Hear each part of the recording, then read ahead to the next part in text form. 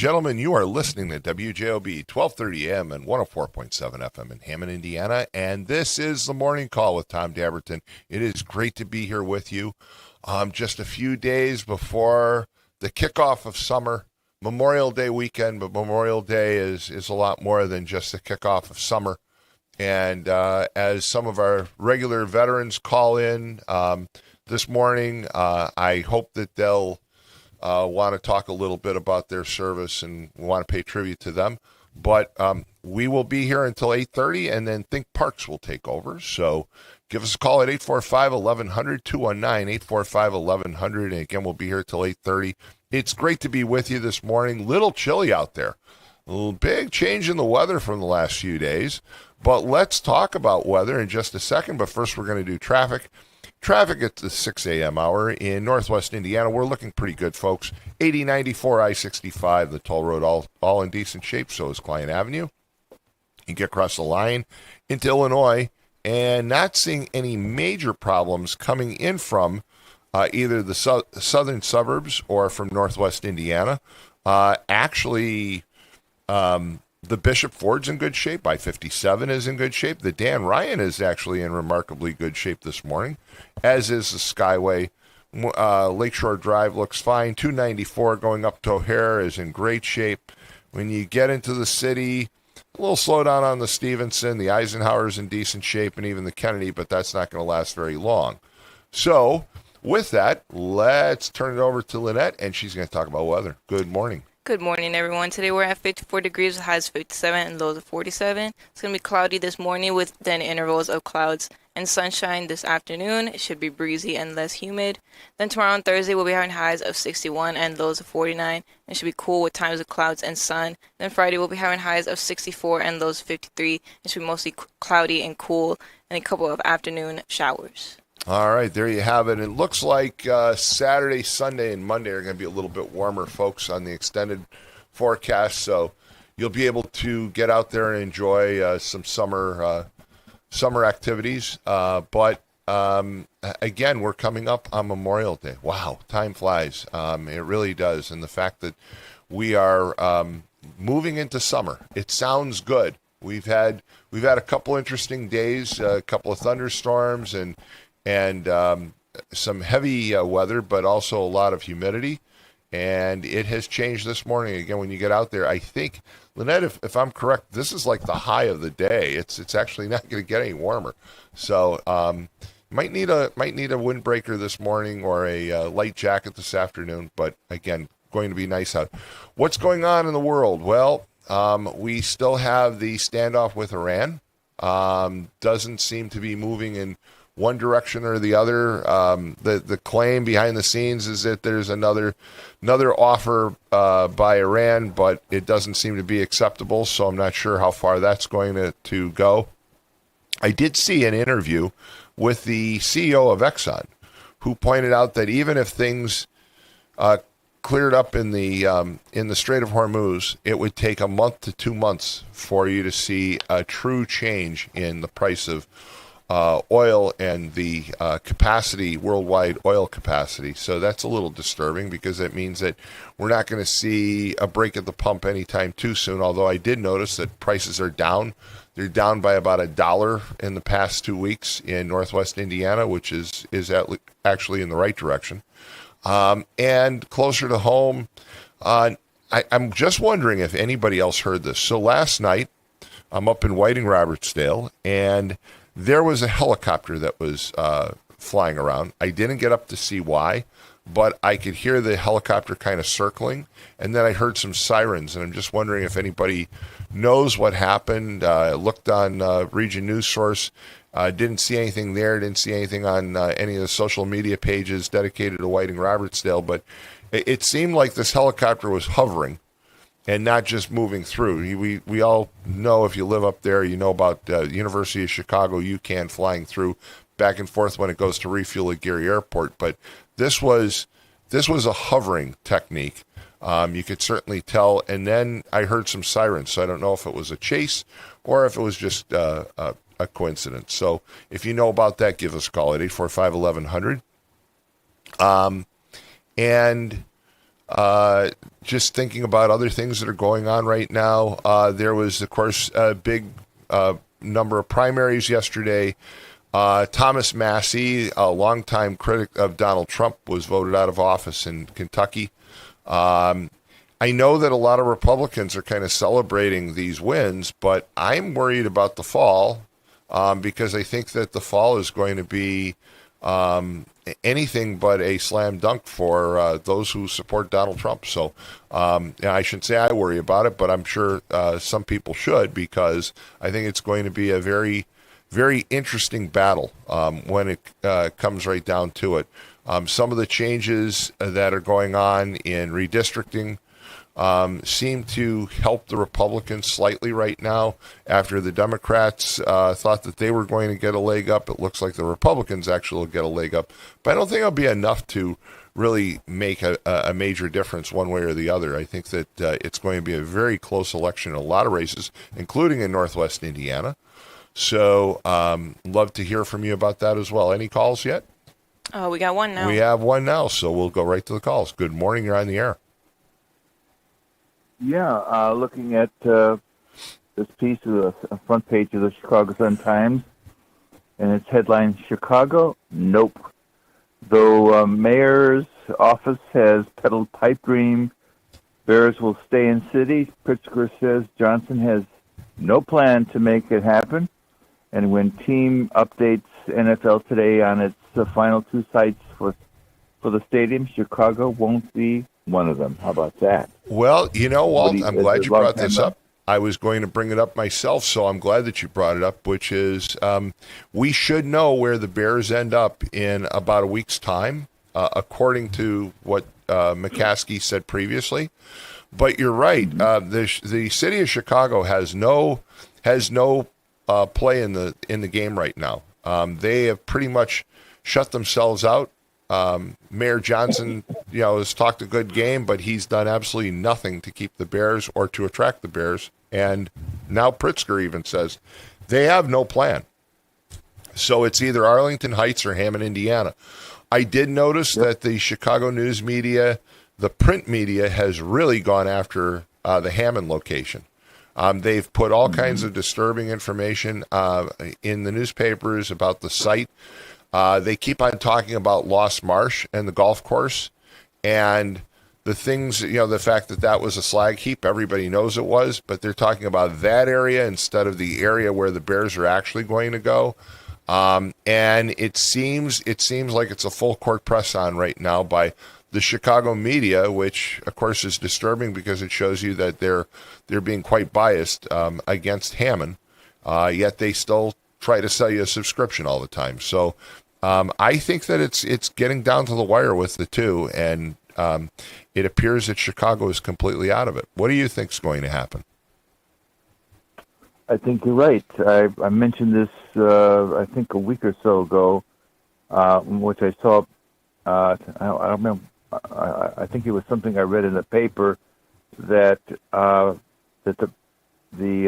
McCaskey family had said to some people quietly that Chicago is out of the question, and you never know when they're dealing with negotiations like high-level negotiations like this, that gestures and hints and winks and nods are put out from time to time just to gain negotiating power. And but I wouldn't be surprised that it seems to be heading that way. And as I'm not a big sports fan, but I can tell you that if the Bears move out of Chicago, that'll pique my interest in the Bears, and especially if the Bears are sold to somebody who puts winning and being competitive every year on the table. Having the McCaskey family out, that will really pique my interest, because I think out of Chicago and McCaskey's out of the Bears, I think will make a big difference in the performance of the Bears. That's my general judgment. What do you think? Well, I think you're right. I think that it's an interesting challenge for Hammond to try and get the Bears. I really do. Sure. And I think that there's there's a lot of parts to the equation, but ultimately, what I was saying maybe a month ago, that the chance of the Bears coming to Hammond was 20%. I probably put it at a 33% chance. I still think that we're the underdogs. I think that Right. they still are using us to try and get the best deal out of Illinois, but it certainly has. We've certainly risen in the chances of getting the Bears. And I think just the measures that Indiana and Hammond have taken, showing the world that we can move, that Indiana and Hammond can move quickly and responsibly and significantly to attract attention of businesses from other locations, to get them to settle here in Northwest Indiana. I asked the mayor of Hammond. He was on WJOB with Dietlow, and I asked him, have you had play from business interest about coming to Northwest Indiana because of the way Indiana has handled this? And he said yes, that they've had a number of inquiries, and so even if it doesn't end up with the Bears in Northwest Indiana, I would say it's been a worthwhile gesture. Unlike what happened back in the 90s, I mean, it was just there was some. It was just ridiculous. It was all gesture, and there was strong forces who wanted to build the stadium. And what they left out was that the Bears never said that they would be willing to play at a Bears stadium in Northwest Indiana. Yeah, and the Times was part of it. I still think that was one of those ploys by Mayor Daley to get what he wanted, and I think Northwest Indiana just kind of fell right in line. You're right; the Bears never said they wanted to come here, but there was this, right. This whole effort. We're going to bring the Bears to Northwest Indiana, and you're right; the Bears organization never actually professed any interest in coming to Northwest Indiana at all. And I actually know someone who knew the old Mr. McCaskey. I can't think of his first name. I think it might have been George as well, but the old chairman and George Hallis's son-in-law and Virginia's husband, and he supposedly professed to someone that they had never had an interest. They never even had conversations. So I think you're right. That one was a smokescreen. I think that was one of those Mayor Daley, I'm going to get what I want, and I'm going to dig deep, and hey, those guys in Northwest Indiana can help me out, and I really believe that's what happened, but I have no proof of it. Let me ask you this. Memorial Day's coming up. You, Ron Matlock, and others served this country, and any thoughts to share with listeners this morning about Memorial Day coming up?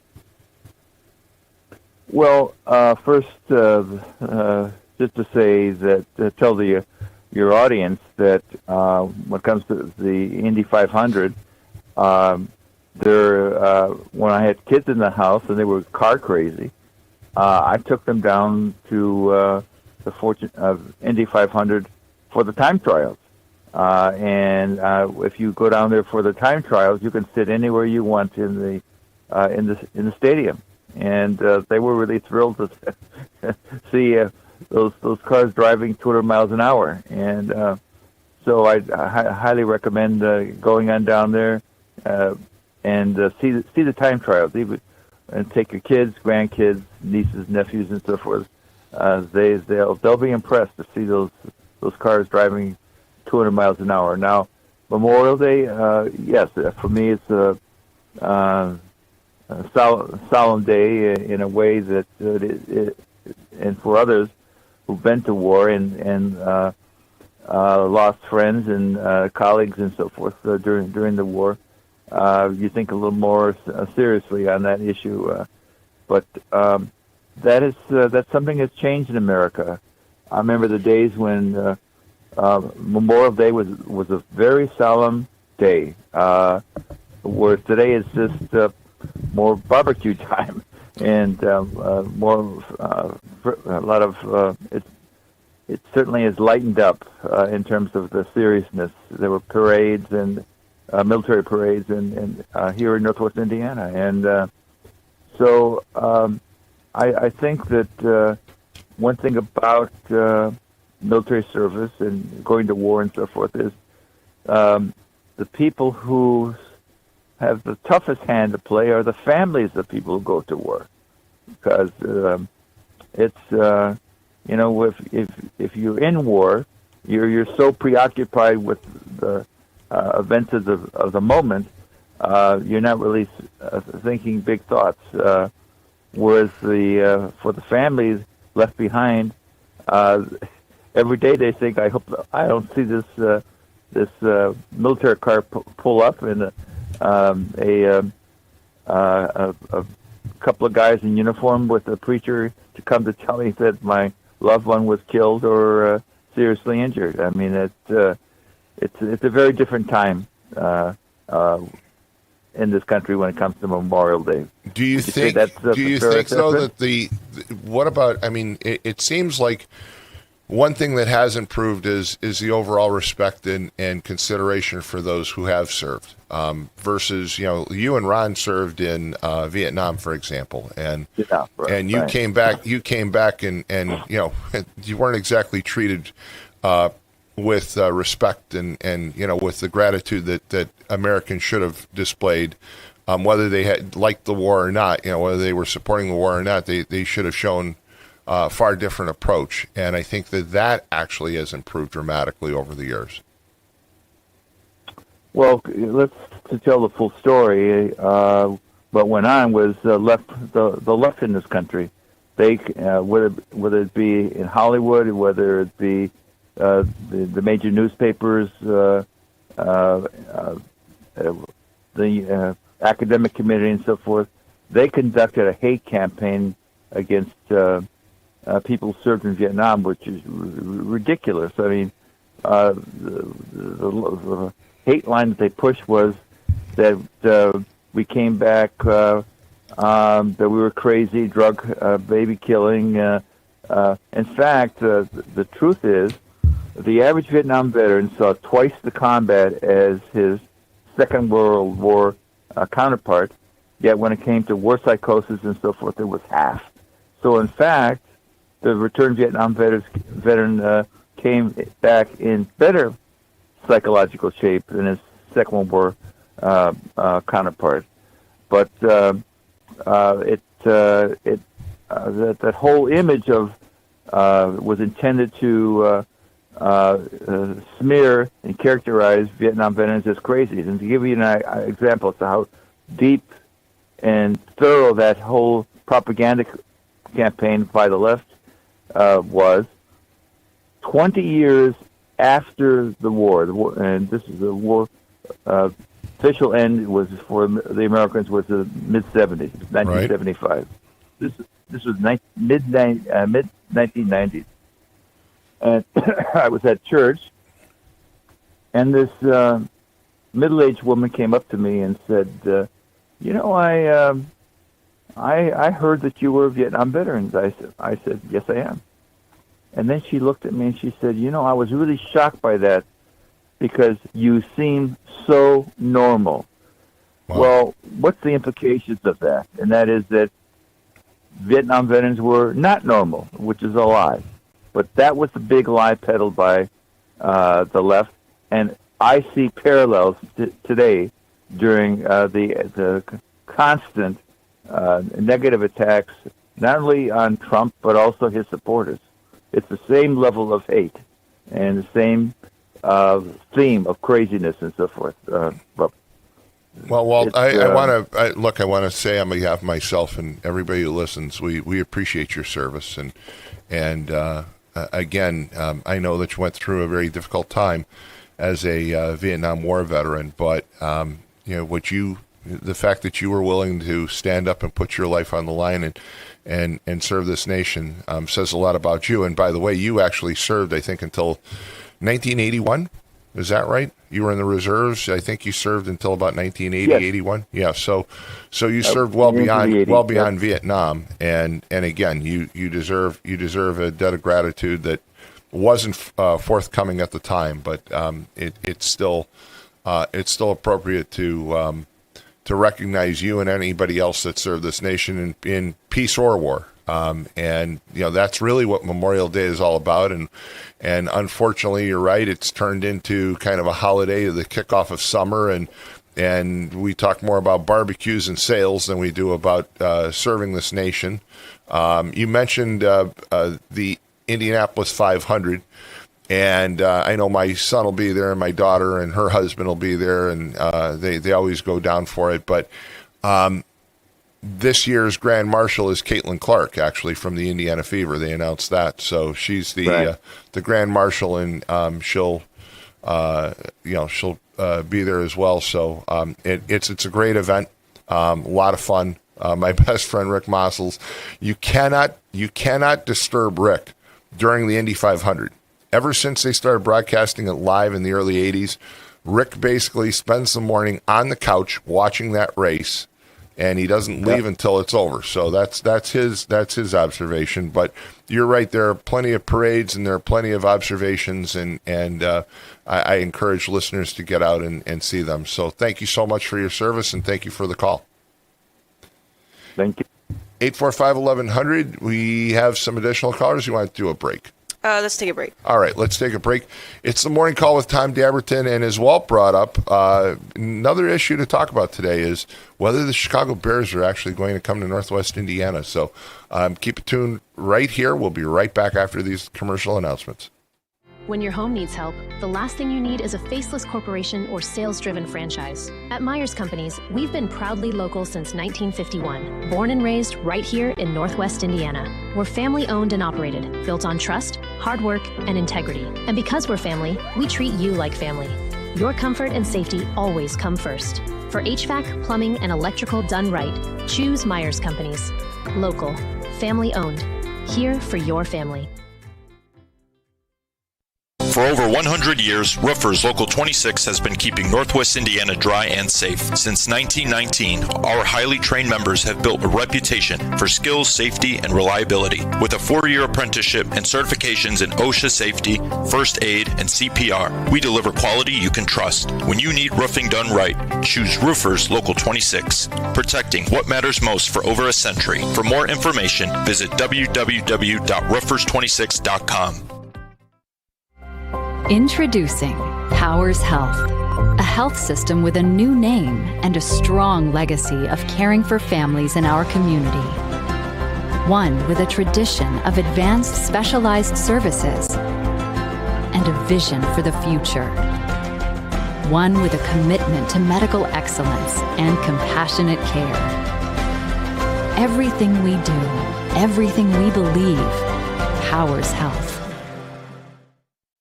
Ogren Insurance, Hammond's oldest family-owned independent insurance agency, now in its 3rd generation, providing clients in the Chicago area with products from quality insurance companies to handle your every need. Regardless of driving history, Ogren Insurance can find the right coverage for you at competitive prices. To learn more about the insurance solutions and services we offer throughout Indiana, Illinois, and Michigan, call 219-933-0076 or visit our website, ogreninsurance.com. We're located at 6929 Homan Avenue in Hammond, Indiana. Do business locally with someone you know and trust. All right, folks, we're back. And let me just give a correction. My apologies. Paul Goddard put me in my place. I am a subscriber, and he knows that. But when I guess last night, about 11:15, when I heard the helicopter, I went to Facebook. I looked at Region News Source, but I didn't go to the subscriber hub. And there was an entire account of what was going on. It was a Chicago police helicopter was tracking a stolen Corvette. It entered into Indiana. It drove all over the place. In fact, no wonder I heard the helicopter and heard the sirens, because it was approaching 120th on Calumet Avenue. approaching the Lake George Trail, 129th. It has this whole account going southbound. Then it cuts over. It ends up in on. Let's see. It ends up in Munster. It ends up on 8094. You go through. They finally trap the individuals, and two are in custody. It looks like exiting Grant Street. So, yes, there was a full account, but I'll blame it on the fact that I was tired and asleep because I missed it. Sorry about that, Paul, and sorry about that Region News Source. 845-1100, and we've got full lines, so let's go right to the callers. Good morning. You're on the air. Good morning, Tom. Good morning. Well, we're almost halfway to the MX Tom Dabertin show. Little hard to hear you right now. Really? How about now? A little bit better, yes. Okay. We're almost halfway to the MX Tom Dabertin Christmas show. And one way or the other, Mayor Tom, he'll get his football stadium. And the guys on the chat board, keep burning MX. I love it. Love you guys. I'm glad there's a chat board. And before we get into the football stadium, I want to say that 4 years ago, all the Democrats said, liberal Democrats, the mental midgets, said, the president doesn't control gas prices. So I'm going to leave that there. But now that you're dangling a carrot in front of my face, I'm kind of for this Bear Stadium, Tom. Okay. And why is that? Well, for one, if it does happen, maybe the mayor will have a shuttle, and okay, I could walk down to, let's say, where the old bus, if you're old enough and you're listening, the buses that used to run the Hammond used to stop at where McGee's is right now. That used to be the Nook back in '63. So what could happen is this shuttle comes down Kennedy Avenue to pick up guys like us to go watch the game. Now, I've never been to a Bears game, but now you're dangling it in front of my face. But MX, I was going to wait a minute. I was going to offer you free parking in front of my house. I was going to offer you free parking, and you and I will just walk to the game together. So we'll both go together. How about that? If you drive up to Robertsdale, you can park in front of my house. That's what I'm saying. This might, and I will too. But for the people that can't park in front of your house, we'll tell them they can, and when they get there, they can't. Right. But exactly. You can park in front of my house, and now you can't. That's right. I would definitely take that offer up. But you always got to look at it. What's in it for me? What taxes? If it's another $100 of taxes, oh well.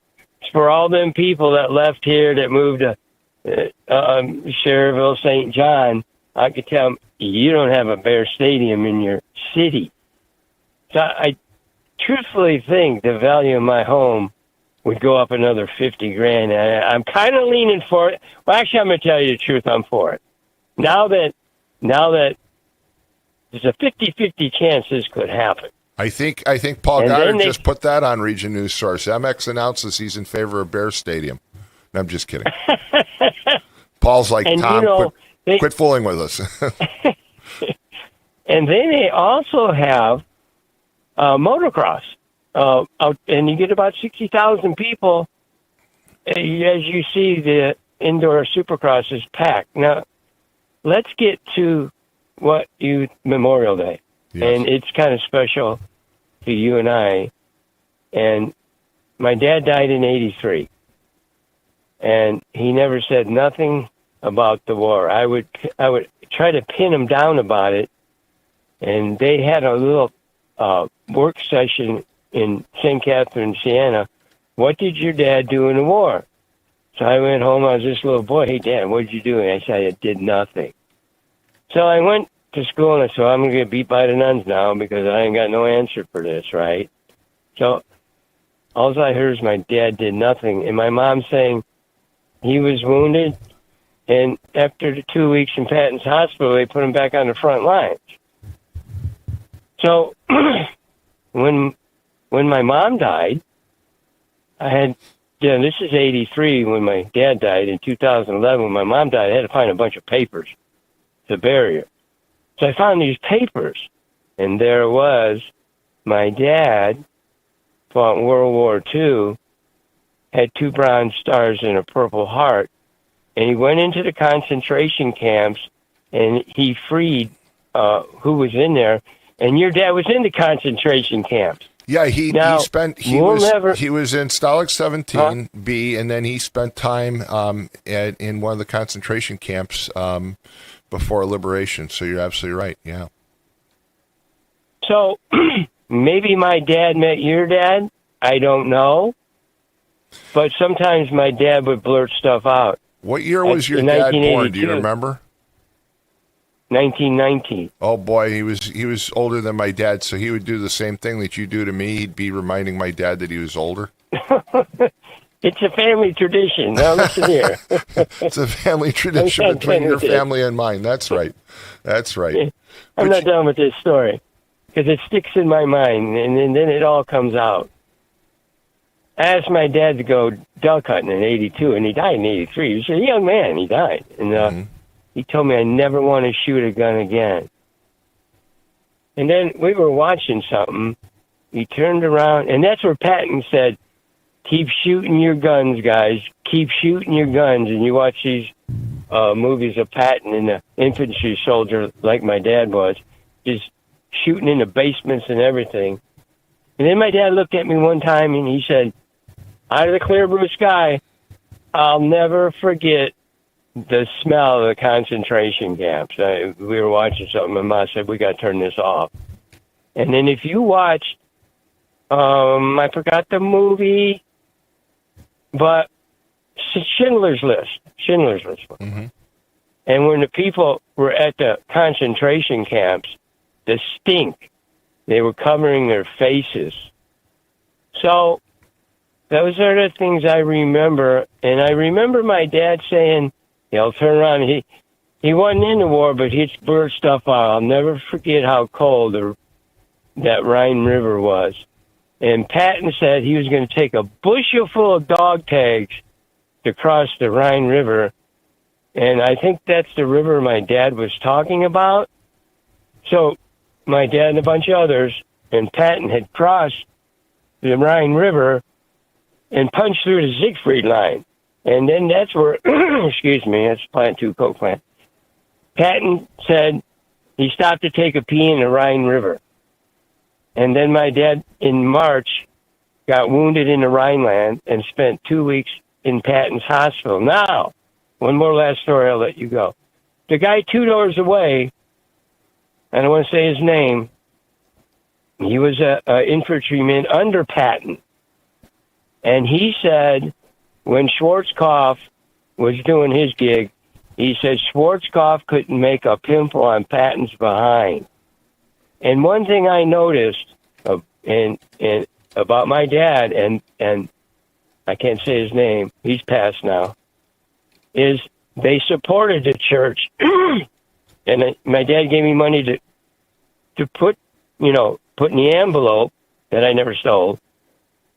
But they never went into the church unless there was a marriage. I think they seen so much. This is what I put together. I seen my dad in church when my brothers got married, and I seen my neighbor drive the old women to church, but they never went in it unless somebody got married. I think it was so hideous, or what would you say, what Hitler did, that it could have brought up memories, or I can't tell you what they were thinking. And they never talked. I never seen them talk to each other. They were kind of quiet. They would go about their own business. My dad was a good guy, too. Well, you see my dad in some of the motocross pictures. By the way, Third Army, which was your dad was in Third Army, they liberated Buchenwald. And Buchenwald was the concentration camp that my dad had been in. Although he was in Stalag 17B, which was also liberated by Third Army. So you never know. You and I talked about it before. The what ifs. Did our dads meet at some point? So hey, I appreciate the recollections about your dad, and you have a great holiday weekend. 845-1100. We've got additional callers. Good morning. You're on the air. Good morning. Yeah, hi. Can you hear me? Yes, I can. Yeah, hi. Can you hear me? Yes, I can. So this is Charlie. I'm in your chat room right now. Go ahead, Charlie. So I think it's important. I'm not really quite sure what your premise is. I called in a few weeks back. I want to entertain what you guys do. I actually Googled your name earlier. You're responsible. You have some sort of festival, correct? Well, I was the chairman. I was chairman and co-founder of Pierogi Fest in Whiting for many years. Although I stepped down from that after last year. So I actually Googled Pierogi or Pierogi. So it says it's a giant goofy party. It's a giant goofy party where people celebrate dumplings, family traditions, and being proud of where their families came from. Is that correct? That's pretty accurate. Yes. Okay, can I be honest with you? The last call you had on, a very nice person. You want to hear this person's story, but he went on for 75 hours too long. You got to cut these callers short. Give me. You know what? I normally will, Charlie. But when people talk about reminiscence of either their service or their family service coming up before Memorial Day, I think it's important for us to remember that service. So I'm giving a little extra time to callers who talk about that. All of us have family members that have died in service. World War I, World War II, Pearl Harbor. You gotta figure. He's a beautiful human being. You cut me off right now. You go on and on and on and on. Nice person. I'm convinced he didn't tell you about his great grandfather's root canal that he had in 1972. I'm serious. You're losing my interest. I like your show, but I want you to hold my interest. So if I sound like an idiot right now, you're going to say, Charlie, thank you for calling to my show. Next caller. You got to figure out how this works. So can I ask you a question? Sure, you can. So are you a political person? Can I ask you something political? Go ahead. So Tom Massey, you know who he is, right? Yes, I do. I mentioned this morning he got defeated yesterday. Hey, are you a fan, or do you know his full history, or are you just like I really don't know who this guy is? I know a bit about him. I know a little bit about his stands in the past on issues, but am I thoroughly knowledgeable on Thomas Massey? Probably not, but I have a decent knowledge of him. Yes. Are you a Democrat? Okay, so if somebody was like confronting you and you said, "Listen, I want you to answer this question. Pick one party. Are you a Democrat or are you a Republican? Don't say I'm an independent. Don't say I'm. Which one are you? I'm a Republican. Donald Trump is too liberal for me.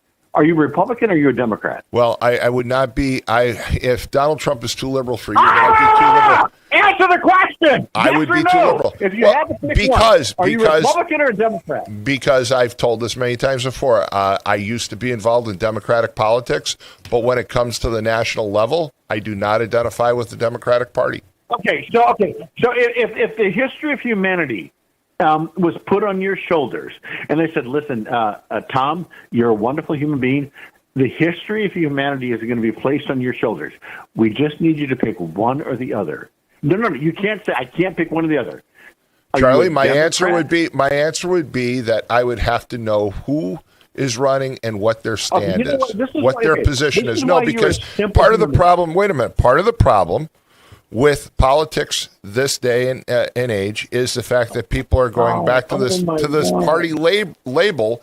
Unfortunately, that's a mistake. It should be about who's running for office. It shouldn't be about the party label. We should get away from parties. So let me ask you this: if my daughter, my mother, my grandmother, my great grandmother, my sister, my adopted sister, were What's that? No, go ahead. But you're getting a little now. You're getting a little long on the examples. But go ahead. I'm not getting long.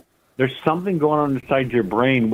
Listen, we get it. You want to know all the facts. You want to look at everything. You want to dissect it. You want to study everything. But let's say there's nothing to study. Let's say if humanity said, listen, you either have to pick currently where we are right now as a Democrat or Republican. And if you say, I can't pick one or the other, you're basically going to say, I serve no purpose. My family serves no purpose. Just, we're done.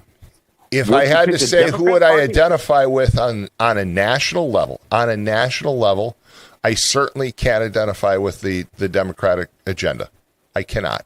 Okay. So you identify with Democrats, correct? I just said I cannot identify with their agenda on the national level. So you identify with Republicans, correct?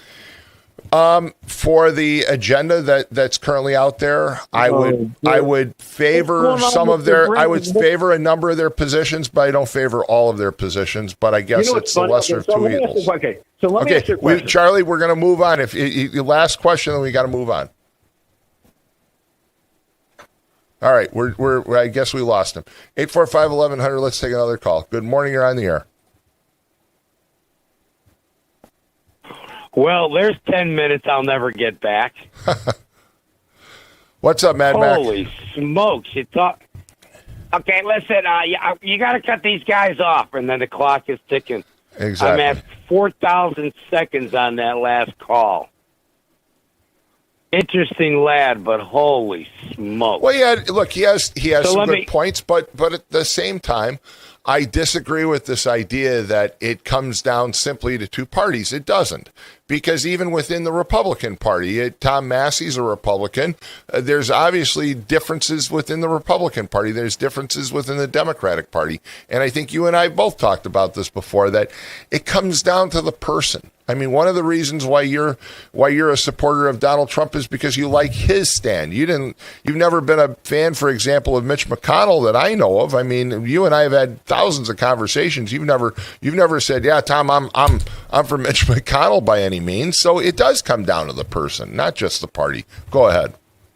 But when you walk into the ballot booth, you can take all that horse crap you just said. It makes zero difference. On the left is a D, and on the right is an R. You got to pick one. You may say to yourself, I do not like Donald Trump. You can say that. But you either are going to pick him or some imbecile. And I just, there's almost no ballot on planet Earth that when I look at what my choices are, and of course I'm not picking anybody affiliated with Chuck's inbred, hayseed, straw hat wearing bunch of morons who get nothing done. They don't get a thing accomplished. You can talk about all that independent BS all you want. There's nobody in America gets elected on that ticket. You only have a choice between the two. It's that simple. I'm a conservative, but when it comes down to it, I may not like Mitch McConnell, but when I look at the other side of that ticket, I like that a lot less. I'll stick with the Republicans every time. Well, and I get your point, but you've also said before on these airwaves that it does come down to the individual. It does come down to the candidates. I mean, you weren't a fan of Mitt Romney, for example. I mean, he's Republican too. But who was on the other side of the ticket? Who was on the other side? I see a guy your named point. Barack Obama who never had a W-2 in his life, whose only professional experience was stapling pieces of paper to telephone poles in the ghetto of Chicago. So I take it that you're not going to be first in line for the opening of the Obama Center. Listen, that place looks like it's dirty horrible. Phallic It is. You know what? It's disgusting. It is a disgusting looking building. It's just ugly. It stands out as an eyesore. It's close to $1 billion. The city of Chicago buried more money in that thing, and they lied about it the entire time. The people in that neighborhood took it right up to Keister. They can't stand it. And now it's the most expensive presidential library to get into. And You it guys just gotta doesn't, be kidding me. just from an architectural standpoint, it has no business being located in the Hyde Park area. You look at the you look at the architecture along the Midway and University of Chicago. You look at the the Museum of Science and Industry, which of course is a remnant from the Columbian Exposition. You look at all the Field surrounding Museum, buildings, everything else up and down there. yeah, and it doesn't match What's at all. It's insane? just ugly, just ugly. The people in the neighborhood hate it. I They can't wrecked blame the them. park, cost a fortune, and then there's nothing in there.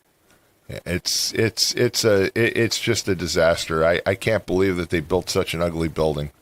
So you're I do, happy 'cause about Obama's Massey? got an ego.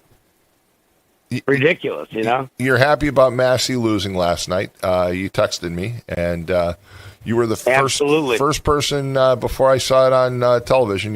You had it down pat that he lost.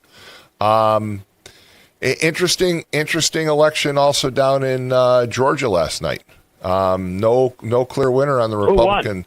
Well, that's just it. It's going to go to a runoff on the Republican side. Yeah. Okay.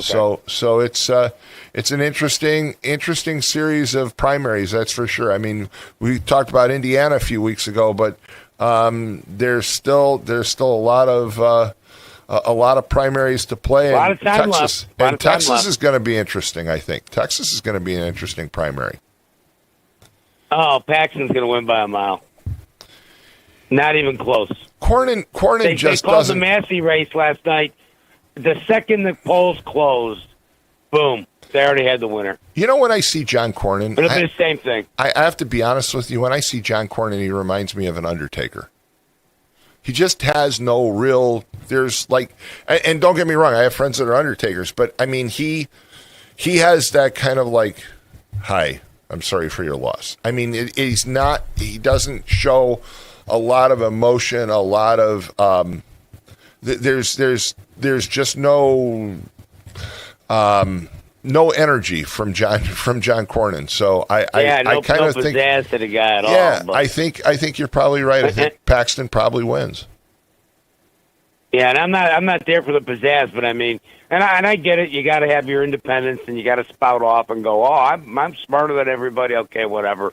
But when the time comes, you got to row in the same direction with the rest of the team to win. I will say It's this. just that simple. I will say this, and I understand why he lost, but Cassidy out of Louisiana had one really good idea, and that was he had probably better proposals to fix the healthcare system in the United States and health insurance than anybody on either side for years. You know, he was very critical of the Affordable Care Act.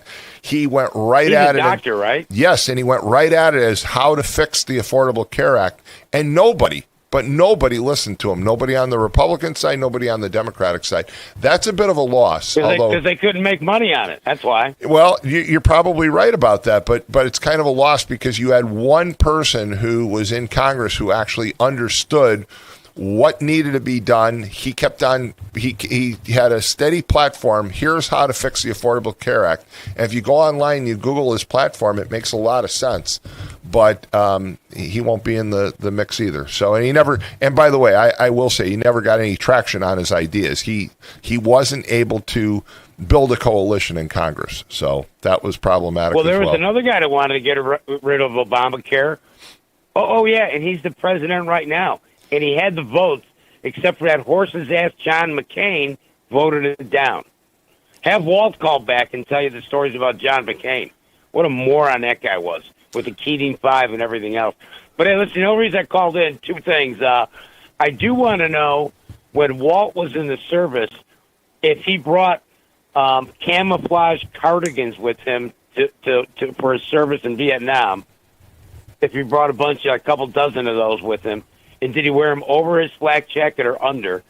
And the other thing is, what's with the rest of your show? What time are you going till today? Going till 8:30. Any guests?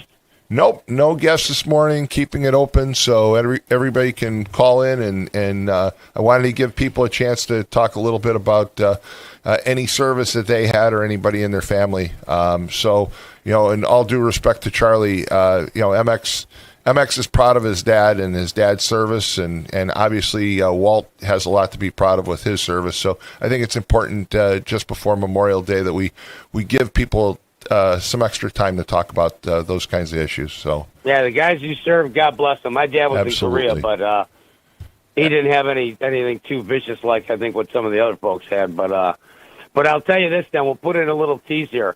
I went and saw the Michael Jackson movie last night. I heard that. And your quick take on it, because we've got to go to a break. What is it? Let's have me call back in about 7:30, and you gather up all the listeners you can, All right. and I'll give you the reviews then. How's that? Hey, that's even better. You know what? Because people think about the weekend and they think about going to the movie. So why don't you call back at 7:30? And you can also give your reviews on the Devil Wears Prada 2. I know you saw that, and a few others. So why don't you call back at 7:30 and give listeners a full account of the movies that are out there, Mad Mac. Great idea. We'll talk to you then. All right, folks, I know we have some people waiting, but we have to take a break, or Lynette is just going to cut my mic off. So you're listening to the morning call on WJLB 1230 AM, 104.7 FM. We'll be right back. Summer's coming, and Deep River Water Park is taking applications for all positions. We have jobs both inside and out for all ages that offer great benefits. Free admission on your day off for you and a friend. Free uniforms, paid training, make new friends, flexible scheduling, and more. To apply, just go to deepriverwaterpark.com and you're on your way to a summer of rewarding fun. Deep River Water Park. It's simply splash-tastic. From the gas in your car to the heat in your home and the roads that you drive on, our work powers daily life. We are USW Local 71, the proud men and women of the Whiting Refinery. We're not just refinery workers. We're your friends and neighbors, raising our families here, shopping in the same stores, and cheering in the same stands. USW Local 71, powering the region because we are the region. Life's biggest challenges don't come with a warning. When legal issues arise, whether it's a car accident, personal injury, criminal charge, or representing you before municipal boards, you need a trusted advocate on your side. At Westland & Bennett, we listen first because your story matters. We provide strategic, personalized legal solutions to protect your rights, your freedom, and your future. Peace of mind starts with a conversation. Call 219-440-7550 today for a free consultation. It's the simplest expression.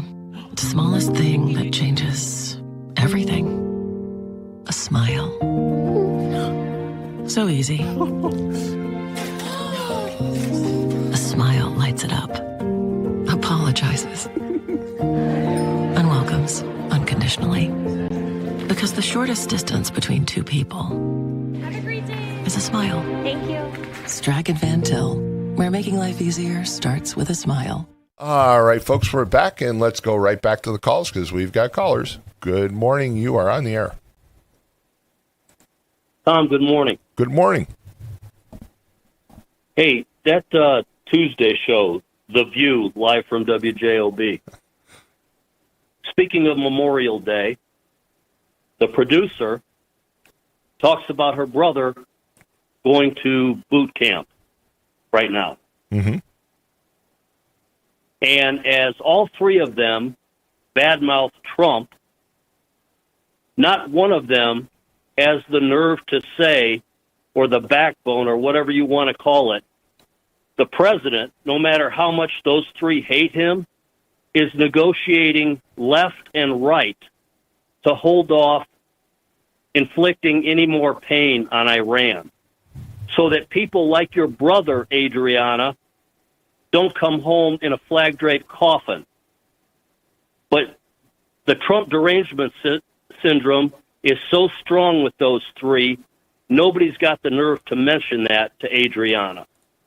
Well, you bring up a very valid point because you hear, I do hear people, for example, complain that, Trump needs to, basically make a decision already. And I agree with you. Look, if there's a chance for peace, if there's a chance to avoid further conflict in Iran, I think it's worth the effort. And so I don't understand people who are like, well, just come on already. He can't make up his mind. And you're right. Some of the political pundits out there are now criticizing him, saying that he's, he can't make his mind up. Of course he can make his mind up, but he's acquiesced. I guess the Gulf states did ask for, some additional time to try and convince the Iranians that it wasn't worth it to continue on the path that they're on and that they need to settle for peace. I totally find that ridiculous when people say, well, he just needs to make up his mind already and get things, move one direction or the other. We're talking about, again, war. We're talking about conflict. We're putting American lives at risk. We're putting Iranian lives, many of which are innocent lives, at risk. So give him additional time. If he feels it's moving in the right direction, I'll be patient. I agree with you on that. All right, I think we lost the call, so we're going to move on. 845-1100, we've got another caller. Good morning, you're on the air. Good morning. Good morning. Good morning. How you doing? Great, how are you? Yeah, fine, Tom. Let me just say this, Tom.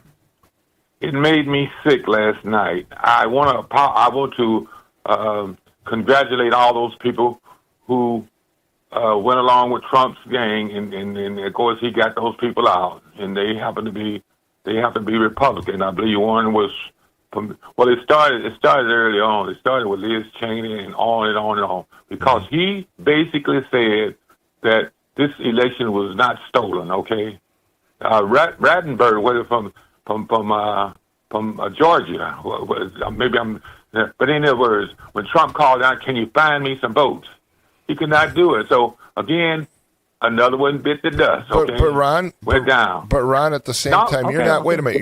You're not a Republican, so you didn't vote in the Republican. You wouldn't vote in the Republican primary anyway. And if that's who they want to elect for as their candidates to represent the Republicans, that's their doing or their undoing ultimately. But what they're saying, in all due respect, Tom. In all due respect, and it's just my opinion. That's what talk show is about. It's about opinion. Yes. You might agree, you might disagree, and that's fine. I don't discriminate against whoever's talk show host, and I call all of them. Sure. You and all the rest. Yes. I don't say they is you respect me and I'll respect you. But I'm just simply saying that right now. But you just like me better. That's all. With just that's you can admit that. No, anyway, go ahead, Ron. I'm sorry. If you're not a veteran, I don't. Well, I want you. Listen, I want you to finish your point, because I do, and I really originally planned on having. I wanted you and others to come in, but I had, as I told you, I had some reluctance even by you to come in and talk about your service. But I want you to do it while you're on the phone. Okay. Okay. So I see a real danger in America. When I heard last night, what made me sick. When I heard that the Donald Trump could not be audited now, that was sickening. Anybody ought to be audited. If anything, you could be audited, Tom. I could be audited, but to have somebody to say that they cannot be audited anymore, anybody should be audited. I agree. Anybody should be audited. I don't care what your position is. I agree with you on that. That's the only thing I'm saying. And so right now, this man has took in about, my understanding, about $6 billion. And it's all about, he got a show going on there, and these people right now drinking the Kool-Aid. And I think this is what happened down to this guy in Massey. What happened to him and what happened to some of these other people. All the thing they were saying, I go along with everything that Trump said. In terms of giving these people a pardon and giving them some money that tax. This is sad, man. I don't care if it's a Democrat or Republican. If a Democrat was doing some of the same stuff, I would say terrible. How terrible can you be, a Democrat, and doing some of the same thing? You can't be audited. So I'm just simply saying right now, these situations, and just give me a little time now, because I know sometimes you might want to go on to another caller, but that's fine. I'm just saying that when I woke up, I turned the television off. I said, I believe I've heard it all.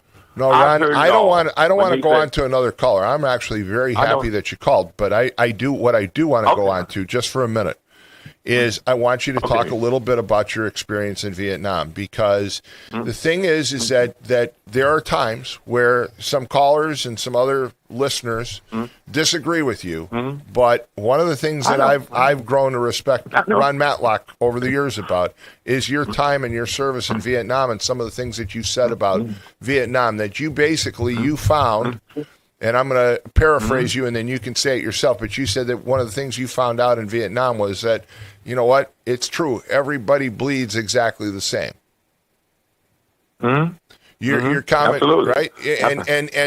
And you know, the other thing is that the military, for all the criticisms and all the things that people have had to say over the years, the military actually has been kind of a leader when it comes to really treating people equally, and both in good times and bad.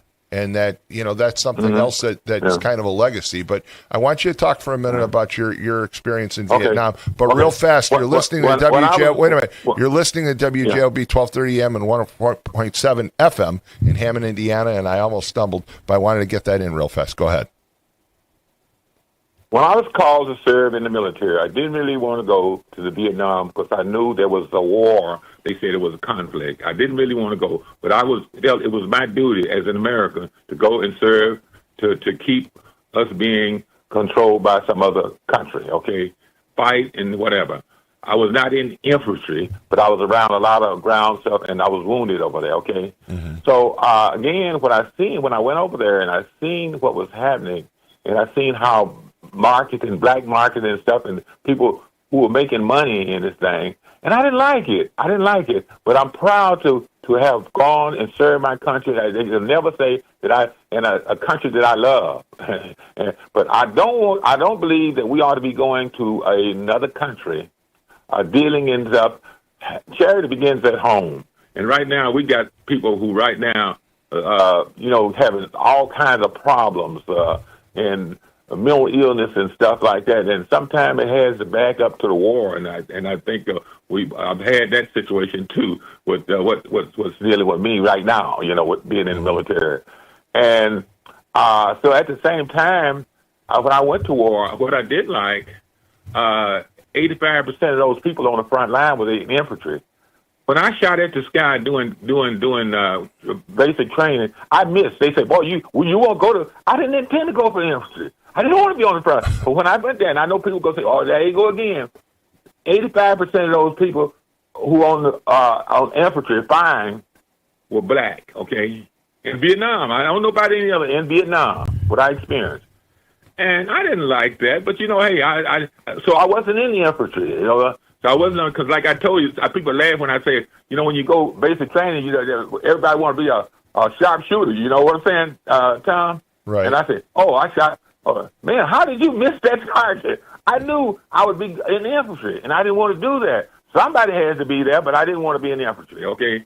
And so, but I'm just proud, and today, as we go toward the Memorial Day, for those who gave their lives, it's honor to us to honor those individuals who died. And so I just be one of those that really, really do. But it was not a good experience for me.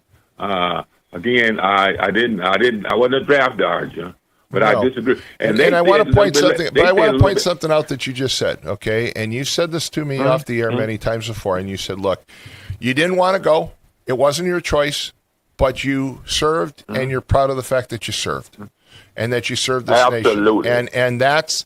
And again, what you also said to me before, which was you learned that it was true, that it didn't matter what color your skin was, because you all bled the same way. Right. And I think those are things that people need to know about Ron Matlock that they don't always hear from you. And so I'm kind of drawing it out from you this morning, Ron, but I do appreciate your service, and I do appreciate your opinion, because you certainly served. You served this nation. You're entitled to your opinion. Absolutely, 100%. And now I'm about serving my community, and I'm very involved in the community. Let me just say that. Yes, you are. And serving. It's more than one way to serving. I think I serve my community well. some of the politicians. Sometimes people don't like certain politicians, but I like to say we have a time to put them in or take them out. Mm-hmm. And that was the time they were saying about, what do you think about term limits? I think it's already happened that when people don't want you no more, they just vote you out of office. You know, and I've been a strong advocate of people who serving too many times. I just got in the last election on this sheriff's race, and I basically said, and some of these other races, I say these people have exchanged office for 30 years. Somebody's not coming to work. You know who I'm talking about. Yeah, not coming to work for 3 Peggy years. Katona, right? Ghost payrolling. And I don't like that. Yes, does it happen, Gary? Yes, it happens in Gary, and I don't like it when it happens in Gary, okay? Right. Okay? So I want to make it very clear. So we need to put this color thing aside. That's as Americans, black and white, working together. I'm not going to be attacking these guys that called on the radio. What is Ron not like to? Hey, I don't have to answer to you. I'm too smart to answer to you for foolishness. I just say, let's work together. And if Donald Trump is doing something good, I want to say, hey, I applaud that, because I'm an American. I applaud that. It benefits all of us, hopefully. Right. And what I'm seeing right now, when I seen that, Tom, and I'm going to finish up, I appreciate you giving me just a little time, because when I woke, and when I said, everybody has to be audited. I know when he was running for president, they say, oh, you want to be audited? Well, they're on the audit. You remember that thing is on the audit. He never intended to show that. One reason why Donald Trump right now, I tell you, he's a smart politician. I give him that credit. And if you go against him, he'll tell you. Now, you got a lady right now, she's trying to do the same thing that these other people did, going against Frank Mervan. Now, whether you like Frank Mervan or not, that's America. You have a right to do that, Right. I'm just simply saying that right now, this other lady that's running against him, that's what she's saying. He's not going along with Trump. Now, is that a way to reason I should vote for her? I don't think I've heard that out of her, though. I haven't heard her say he has. I heard. I think what she said. No, Ron. I think what she basically said is that that she feels he's not going along with the where the voters stand in Northwest Indiana. So I disagree with you on that. But we got to move on. But I do want to thank you again for your service. Hold on. Okay, got to move on. They got some big signs. All right. 845-1100 is the number to call. We've got more callers. Good morning. You're on the air. Tom, good morning. For whatever reason, I got cut off my phone call. Yeah, we were sitting there, and Lynette is like giving me no, it's gone. Sorry about that. Go ahead. My point was on the TDS show on Tuesday. They didn't look at Adriana and say, "Hey, Trump's negotiating left and right." So people like your brother going through boot camp don't have to see some of the carnage that others have seen.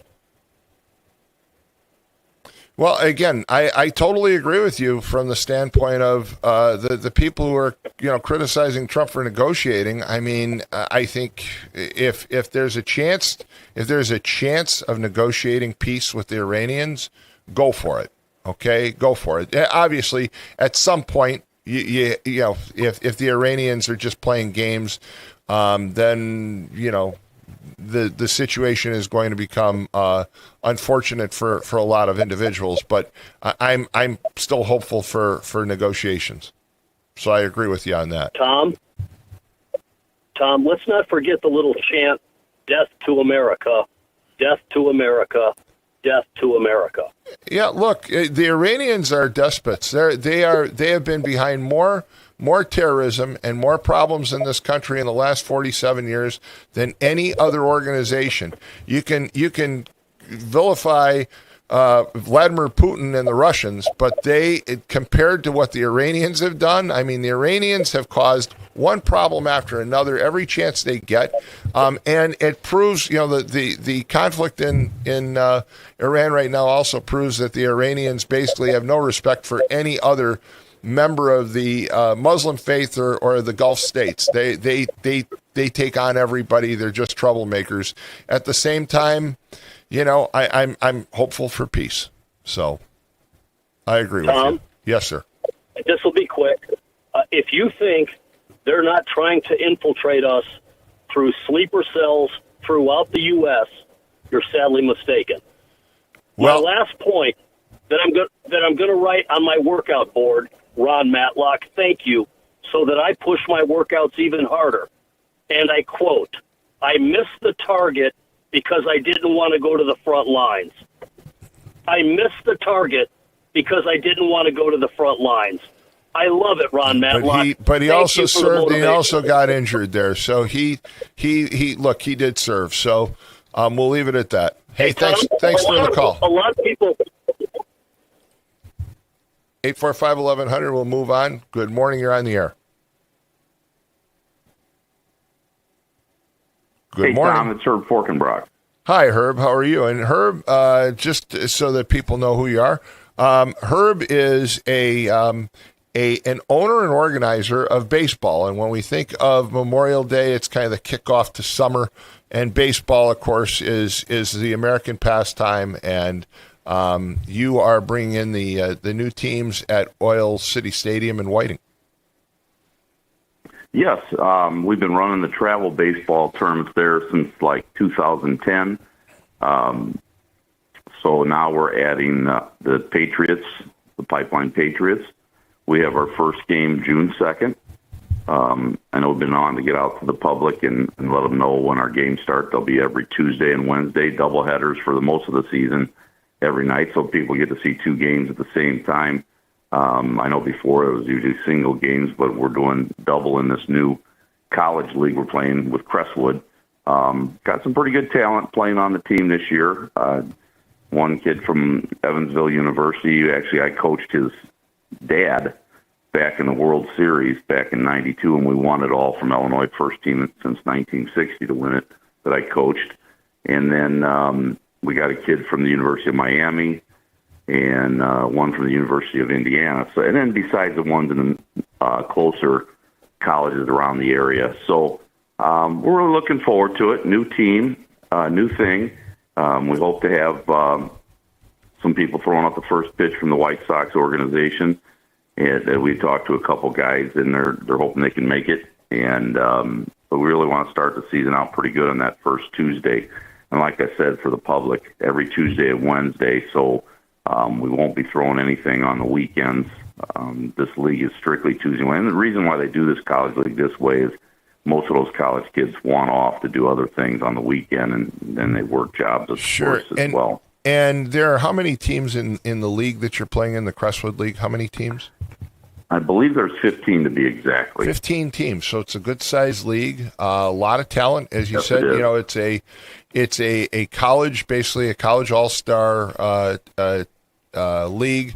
It's kind of fun to watch because you do see periodically, you see even some scouts at the games, and these are kids that have the chance to certainly go somewhere when it comes to baseball. Yes, definitely. And, we have a few of the players that are on the team that are being looked by the pros. But with the way they have that in the pro level, once they go to a university, they can't be drafted like after the first year. So some of these guys will be drafted in a couple more years. Some of the junior college kids possibly even sooner. So we're really excited about this. It's something new to us. It's kind of a test the first year. As you and I talked before, I was told back in February that they wanted me to have a team out there, and I said, let's give it a shot. I mean, it would have been nicer if we would have known maybe back in August, because we could have got things more ready for the area. But we're hoping to have like a military night and other different nights, autograph signing nights with certain people when they're able to make it, depending on the schedule. Well, it's major league teams. It's a great venue, and of course, it now has a turf field. So weather is less of a problem than it had been in the past when it was a grass field. So it really is a great place to see a baseball game, and for a lot of people, easy parking and just a great venue, no doubt about it. Looking forward to it. And I think I want people to realize, too, and we do get a good crowd for the weekends with the travel baseball. I'm hoping that maybe the public will come watch those, too, because there's a lot of talent. A lot of those kids get drafted right out of high school that we've had. We've had a lot of former major league players that played in our tournaments there. Noah Schultz, who played in our tournaments, he actually pitched at Oil City Stadium before, and probably nobody would have even known that. But they could have saw him. So, Sure. So Herb, you just don't know who the next star is. If you're a listener, how do you find out more about what's going on either with the Patriots or with the weekend tournaments? How do they find out? They can go to my website. It's www.teamexposure.com, and you can click on baseball tournaments, or you can click on Pipeline Patriots. Either one at the top of the homepage, and it'll give you our whole schedule, the Pipeline Patriots.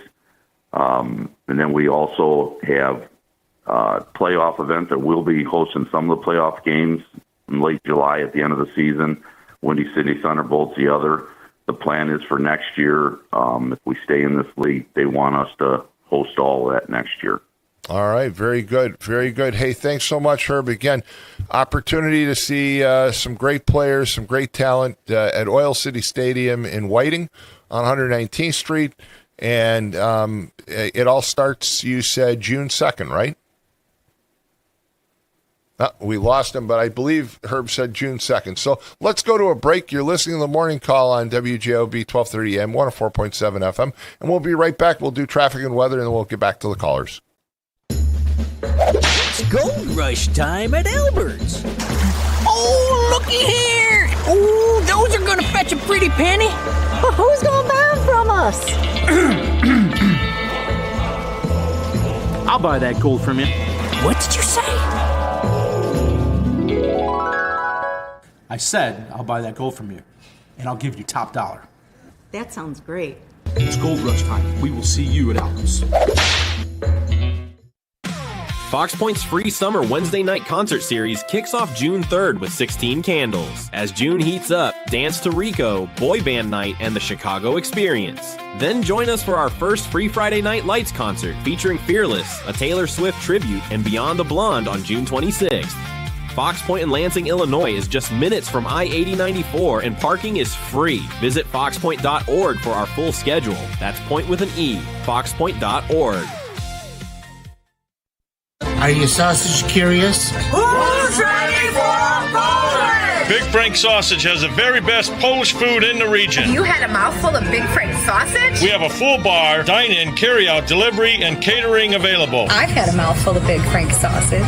I've got a mouthful of Big Frank sausage. 219-378-9556. Smacznego i na zdrowie. Who's ready for Polish? We've had some cars run into the barrier wall, not paying attention. They were on their phone. Texting, scrolling. Yeah, it's bad. Most often they be on their phones or they're just not paying attention. They can cause a crash. We could stand on the side of the road and watch every other vehicle looking down into their lap as they're passing us. You know what they're looking at. They're looking at their phone. Phones. On their phones, not paying attention. Phones. I'm not a mathematician, but I say probably about 80% of the people who pass me are on their telephones. No call, text, or video is worth putting yourself or a road worker in danger. When driving through construction, LIUNA members ask you for your sake and ours. Slow down, stay off your phone, please. Be aware where we're at, where the cone zones are at. Stay off your phones and buckle up and drive safe. We're not asking for much. This is Brian Short, Business Manager for the Indiana Labor's District Council. Everyone deserves a safe place to work. Do your part in the cone zone. Slow down, save a life. We're all in this together. A message from Laborers International Union of North America and affiliated locals. All right, we're back, folks. And just a shout out to a longtime friend of mine. I'll just use his first name, Jack. I know you're listening. Saw you yesterday. Great to know that you're a regular listener. So he said, you won't do that. I said, yes, I will. So there you have it. 845-1100 is the number to call. We're going to get right back to the callers. But I do want to give you a traffic update. Traffic in Northwest Indiana, not a problem.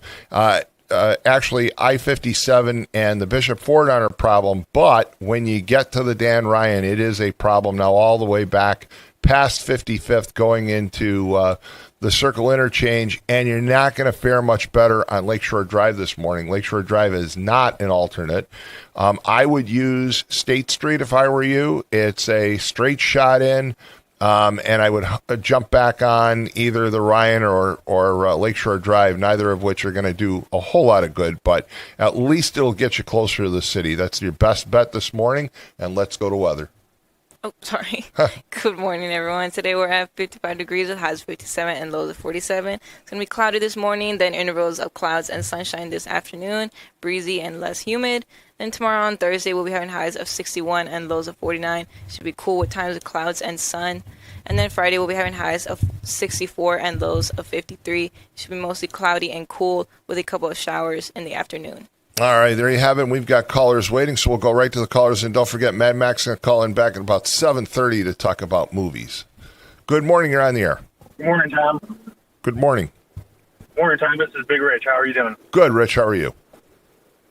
Good. Hey, quick. I usually don't go in early this early into the city, but yeah, I'm on the Bishop, the Meg Ryan, Dan Ryan, and it's really bumper to bumper all the way into the city. So you were correct on your statement. So the reason I'm calling is a couple things. So when our country was first founded, it was never meant for politicians to have serve a lifetime. And again, where we're getting paid and now we're starting to trade stocks. The one thing I wanted to say is, so Josh Hawley is a Republican Colorado senator, and recently he did a bipartisan bill about nobody in Congress, vice president, president, trade stocks. And I was watching a clip where he was speaking directly that he's like, I don't have an individual stock in my portfolio. We just have some mutual funds. Myself and my family, we do not trade stocks.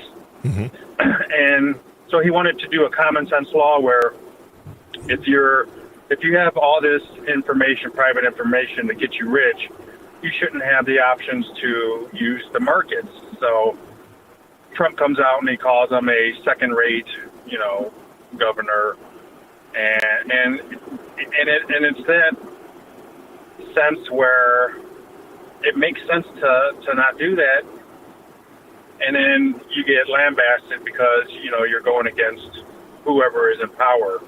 So no, wait a minute. I'm not. Josh Hawley. Josh Hawley's not a governor, though. Josh Hawley's a senator. Wait, I'm sorry, the senator. I misspoke. Yeah. So, okay. But he's a well-spoken man, and I watch him on a lot of clips where he's in the Senate hearings and grilling or talking to people, and he's even killed. He doesn't scream. He doesn't yell. But just the sense of you should not be able to trade stocks. And how many stocks, just generally, I'm sure Biden and past presidents have done it, but 23,000 stock trades with you having access to these major companies. And then you get the IRS saying, we can never audit your taxes. Now, I believe that was from yesterday going into the past, but it doesn't include the future. But I understand doing that, say, for Trump because he had the $10 billion, suit against the IRS. But why do you have to lump your whole business empire and then your sons in there? And let me just ask you though, where did you get? Because I'm looking, and this is from Time Magazine from a month ago, and it says Trump pushing stock trading ban in Congress. So I thought that Trump was actually pushing the ban. You're saying that he called out Josh Hawley because, according to this article, and this is from Time Magazine, and they're saying that Trump is supporting actually the measure. So I may have not. I don't know exactly when that clip was, but then apparently Hawley and Trump met, but I didn't know that is being moved forward. But if you just disagree with whoever's in power, you get primary. Like the Democrats are going to probably primary Fetterman because, again, he's a guy that surprised a lot of people when he uses common sense and he actually votes with what needs to really be done, and he just doesn't toe the party line. Look, I tell you what, I'm a fan of Fetterman. I think he's the perfect example. Charlie wanted to narrow it down to one party or the other. I think Fetterman is the example of what we do need in Congress right now. He votes his his conscience. He votes on issues, and he basically won't toe the party line, and I like that. I really do like that. It's guys like McConnell and Schumer that have just driven me crazy over the years because all they do is vote the party line. And I think you can't just vote the party line. You have to vote where you believe the American voter is, where the American public wants to be on issues. And that's where I've had some criticisms before about about Frank Mervan, because I think that Frank's a decent guy, but then he goes and votes because some Democratic operative tells him he has to vote that way. And my point is, forget the way they tell you to vote. Vote the way you think that the people in Northwest Indiana want you to vote. That's the way you should vote. That's what you're there for. You're our representative. So I agree wholeheartedly with you, Rich. I think it's a problem with Congress right now is that they get in there and it's just this party ideology that is kind of ruining this country and ruining certainly the respect that we have for Congress. Tom, 10 more seconds. Sure. So it's going to be interesting. Thune last night, I believe Thune's his name. He's a majority Republican leader. He just came out and he didn't like the $1.8 billion, whatever it is, fund that is for harassment and whistleblowers that was done by the IRS. And he came out and said, okay, I don't understand what this fund is for. What's it going to do? And it's, most people are going to say it's a slush fund, to just pay whomever Trump or whoever's in office wants to pay. But why do we need a $1.8 billion fund when we're so in debt? Well, I agree with you. I have to question that as well. Why do we have to set aside $1.8 billion? Why don't we continue to do what we've been doing? Look, I get it. Like the guy who picketed the abortion clinic and they went and had a SWAT team tear him out of his family. He had a family of 6 kids. Okay, I think that guy deserves some compensation for what happened. That was a traumatic experience for him and his family. I think that was lawfare and that was wrong.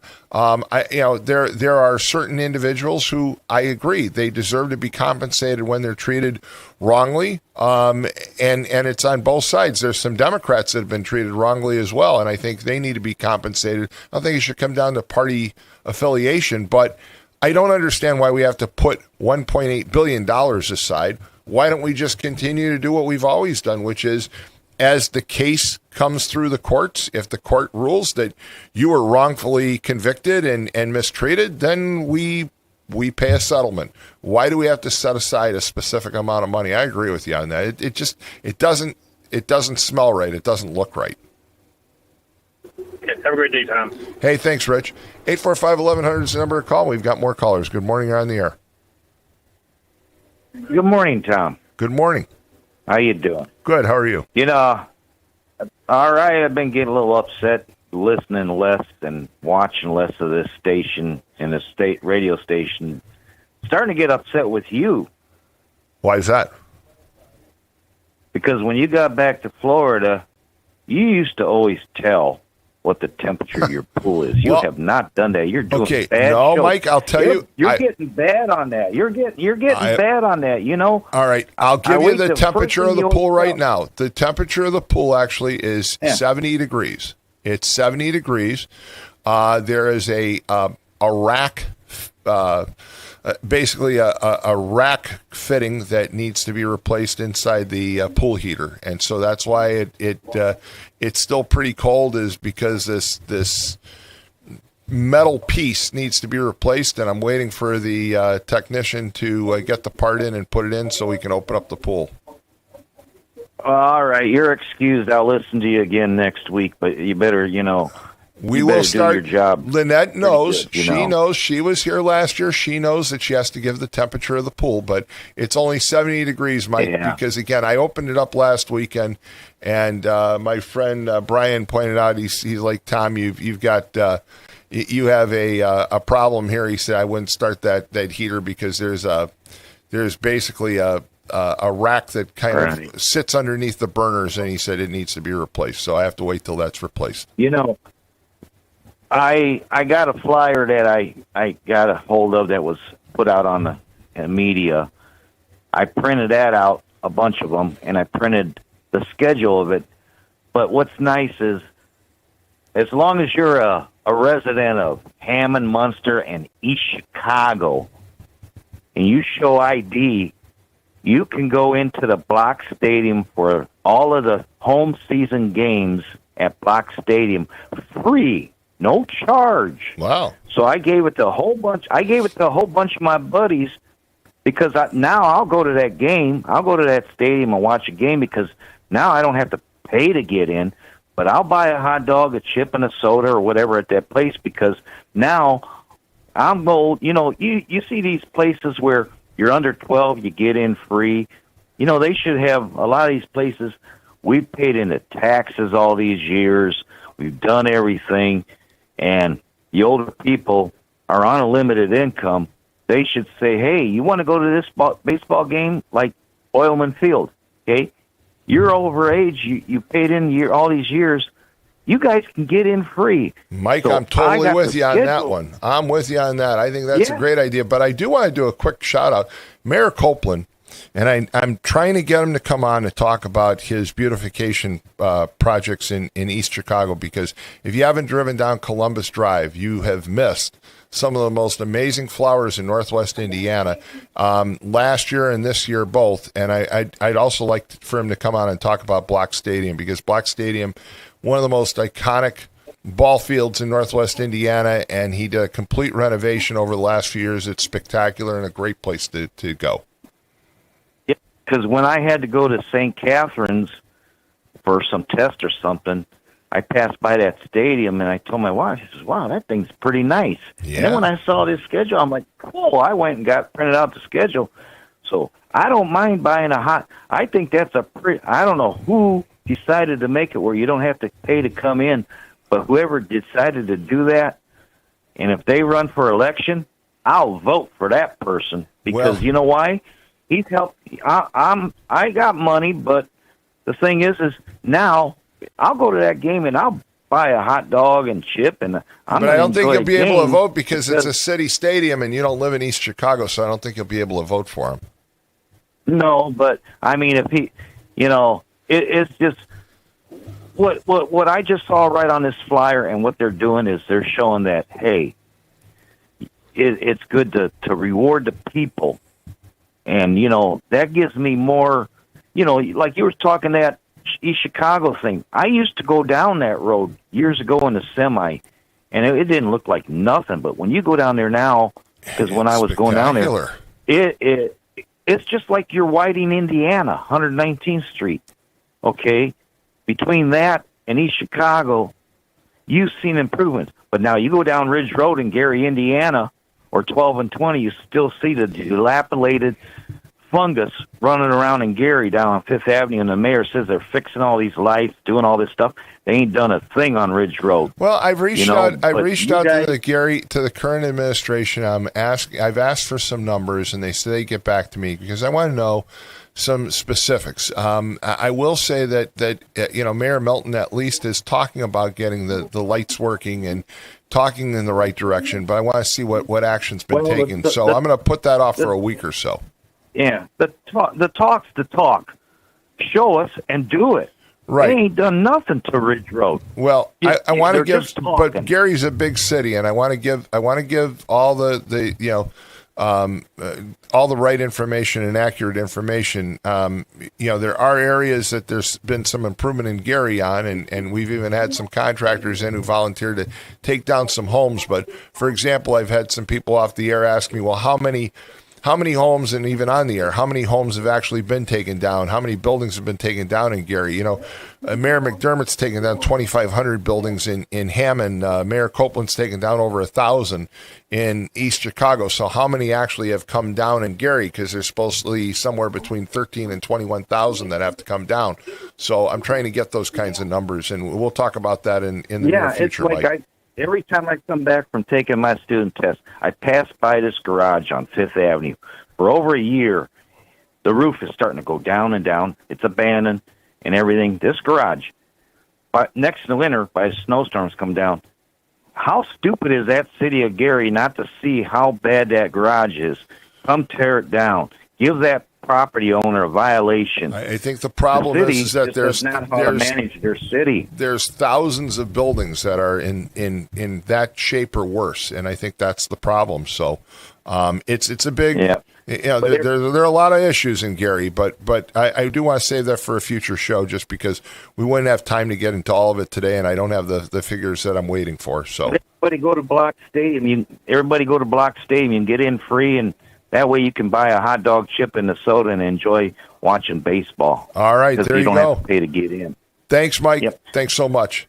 845-1100. Do we want to take a break or take more calls? Yeah, let's take a break. All right, we're taking a quick break. It's just after 7:30 in the region, and we'll be right back. You're listening to The Morning Call on WJOB 1230 AM and 104.7 FM. Plumbers Local 210 is building the future, and we're looking for service plumbers to join our team. Our training center invests nearly $500,000 every year to make sure our members are the best in the industry. From a 5-year apprenticeship and an associate degree at Ivy Tech to ongoing certifications in safety and new technology, our plumbers are trained for excellence. Every member is drug tested and licensed for your safety and peace of mind. When you need plumbing work done, make sure you ask for the license. It's your right to ask. Before Notre Dame Federal Credit Union, we were being charged various maintenance fees and various check writing fees for all of our accounts. And with Notre Dame, we don't have that. We have that true community partnership. We get interest based on all of our parish and school accounts, and the interest rate is really second to none.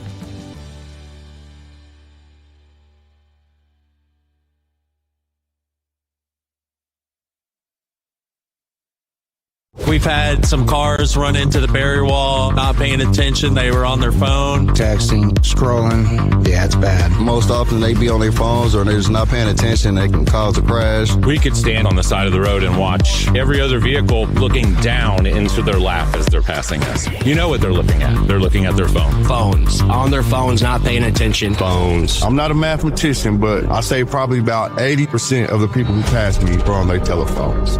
No call, text, or video is worth putting yourself or a road worker in danger.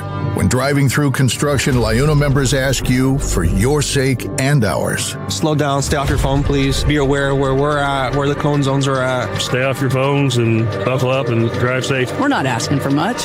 This is Brian Short, Business Manager for the Indiana Laborers District Council. Everyone deserves a safe place to work. Do your part in the cone zone. Slow down, save a life. We're all in this together. A message from Laborers International Union of North America and affiliated locals.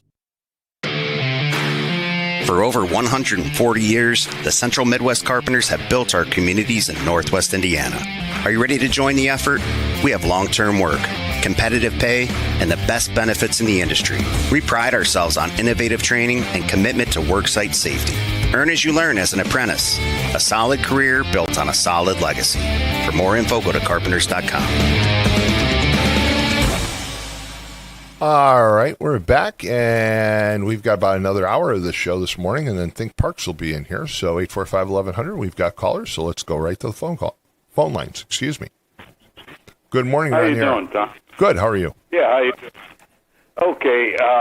Calling about this primary the other night. To me, Thomas Massey, his big crime against the Trump administration was demanding that AIPAC become registered as a foreign agent and not taking their money. The other problem was that he wanted to see the Epstein files. Like Trump told Marjorie Taylor Greene that was off limits because it would hurt Trump's friends. To me, this is 100% to me proof that Trump has now become the George Bush II administration. He could care less about MAGA. All the people that actually created MAGA are now under attack by Trump. I think the next on the list is Congresswoman Boebert in Colorado. Well, he is certainly not fulfilled the very things that he ran on. I mean, he ran on America First. He ran on no stupid wars. He ran on a lot of things. Drill baby drill, and driving down the price of oil. And and he's basically not fulfilled a lot of those commitments. But I get it. Iran has been a problem, and he's right. Iran's been a problem for 47 years. I agree with him on that. Longer than that. Actually, it goes back to the 1950s. I mean, you had the big problem with Iran started when they decided to nationalize their oil industry and kick BP out of there. That was back in the 1950s, and that's when the deep state got into action between Britain and the United States to overthrow their governments and stick in puppet regimes. Yep. And no, you're that right. led to the quagmire we got now. You're right about that. The Shah was a puppet regime that we propped up in the British propped up in the 1950s. So you're right about that. But look, still, I'm kind of bothered by some of the stuff that he says, some of the stuff he does. And if I were an aide to Donald Trump, as I've said before, I'd get a giant roll of duct tape and stick it on the man's mouth, because there are things that he's doing well. I mean, Mark Cuban, who basically campaigned against him, showed up at the White House 2 days ago to applaud him on his efforts on driving down drug prices. Okay, he's doing some good things, but he's too darn busy talking about Iran. All right, I mean, Iran is what it is, and if there's peace negotiations going on, that's fine. Then talk. Look, we're still negotiating. That's great. But it doesn't have to be an hour-long diatribe from Donald Trump about what's going on. He's glossing over some of the things that he is doing right. So I would just get him up. What is he doing right? I'm sorry? What is it that he's doing right? Well, I mean, he's doing a good job. He's doing a good job on drug prices. He actually is. There is real movement on driving down the price of drugs. How about when he's going to go ahead and close the border now? He's gone ahead and promoted H-1B to actually bring in more people. And I heard a border patrolman on an interview last week, 24-year veteran, talking about how there's as many or more people coming in now as there was when Biden's. No, that's not that. Okay, but that's not true. That's not true at all. The H-1B visas. I mean, that is a controlled way for people to come to the United States. So yeah, it's controlled, all right. It's affecting everything from school teachers or truck drivers to. It was meant to actually be high-tech jobs, that kind of thing, where you needed outside help in order to actually have the skilled people for these jobs. It's gotten to the point now where it's everything and anything. Well, and it's a race to the bottom against the American workforce. Who's ever going to come in and work the cheapest is getting in. Well, I think though that to say that it's worse than it was under the Biden administration with the open border, that's where you're wrong. I think you're right. You need to look at the visa. You need to look at the visa system, the H-1 visa system. I agree with you. I think there are some problems with it, but I think that the border is one of Trump's biggest accomplishments, no doubt about it. But again, there's a lot of things that rattle me as well about Trump right now. Again, if I were his advisor, I just get a giant case of duct tape and put the duct tape right over his mouth, because he's his own worst enemy. He's doing a few things that make sense. All right, he's making some right moves. I never cared what the man said. I cared what he does. I know, but my point is, you don't know what he does because he spends the whole time talking over about Iran instead of talking about the other things he's doing. Right. Did you hear? I think it was a couple of weeks ago. He made a comment that he doesn't care about the needs of the American people. He's got a war to fight. Well, he said you're right about that duct tape. Yeah, well, he says dumb stuff, and I that's a little different than what he said. But essentially, he talked about the price of gas and the price of fuel, and he said that he basically had a war to fight. And the point is, well, right. your first responsibility is to the American people, and that was a big blunder on his part. What he did say, I agree. Right, and the reason we're in the situation we're in right now with the gas price and everything is his making. You would think if the guy's supposed to be as sharp as everybody makes him out to be, what idiot would blunder into a war like this without knowing the consequences of what he was doing? like getting the Straits of Hormuz shut down. It's more than just missile attacks. It's the insurance companies are not going to allow any ship to go through that strait as long as there's any chance that there's going to be damage to the shipping. It don't take a rocket scientist to figure that out, Well, you're right again. Here's what I don't understand. A few weeks ago, he said we were going to patrol the Strait of Hormuz. We had enough military power there to do it. And what happened to that? I mean, we still have the blockade, but we were going to patrol the Strait of Hormuz, and we were going to move traffic through, and that never materialized. He talked about the Apaches and the A-10s, and we could control it. And he didn't do that. And that's the thing. Even if he did, Tom, what insurance company is going to back that? It's still a war zone. Well, I think there's the potential of a ship getting sunk or damaged, or that whole strait getting shut down because of God knows what wreckage that's going to go ahead and block. All right, let me ask you a quick question, though. And that is, would you be comfortable with Iran having a nuclear weapon? Where's the proof of that? I remember. Well, they've pretty much admitted that they were going for it. They've admitted. There's been no evidence. Well, no, you're wrong on that. They've pretty much admitted that they were certainly pursuing a nuclear weapon. They had already perfected an intermediate. How many nukes has Israel got? 250, I think the number is. Okay. Even if they lit off a nuke someplace, but they don't have the long distance ICBMs like Korea does after they hit the United States. Even if they did, that place would get turned into a parking lot in about 10 minutes. Well, Pakistan's got the bomb, and they don't like us any better than the Iranians do. Oh, Pakistan, actually, you're wrong on that. Pakistan actually has been working with the United States, especially on the Iran situation. Yeah, like when they hit out Osama bin Laden for how long was it, 15, 20 years? Well, Pakistan in recent years has worked with the United States a lot more than it used to. So that's not correct. But look, I appreciate the points. I really do. Yeah, like I say though, the reason everybody always says, why did they hate us? Because we're there. Well, we've been there since oil, the World War I, when oil was discovered in the Middle East. The West has been horning in on their affairs. Or when people don't like it, when you go in there and drop bombs on them, they tend to get a little their feathers ruffle. When you let's leave it with this. The thing is, just like in Vietnam, I mean, they wanted us out of Vietnam. We've never been very good at nation building, and I agree. That's a great point to leave it on. Hey, thanks for the call. Okay. 845-1100 is the number to call, and we've got another caller. So good morning. You're on the air. Yes, I'm looking at an item in the Chicago Sun-Times yesterday.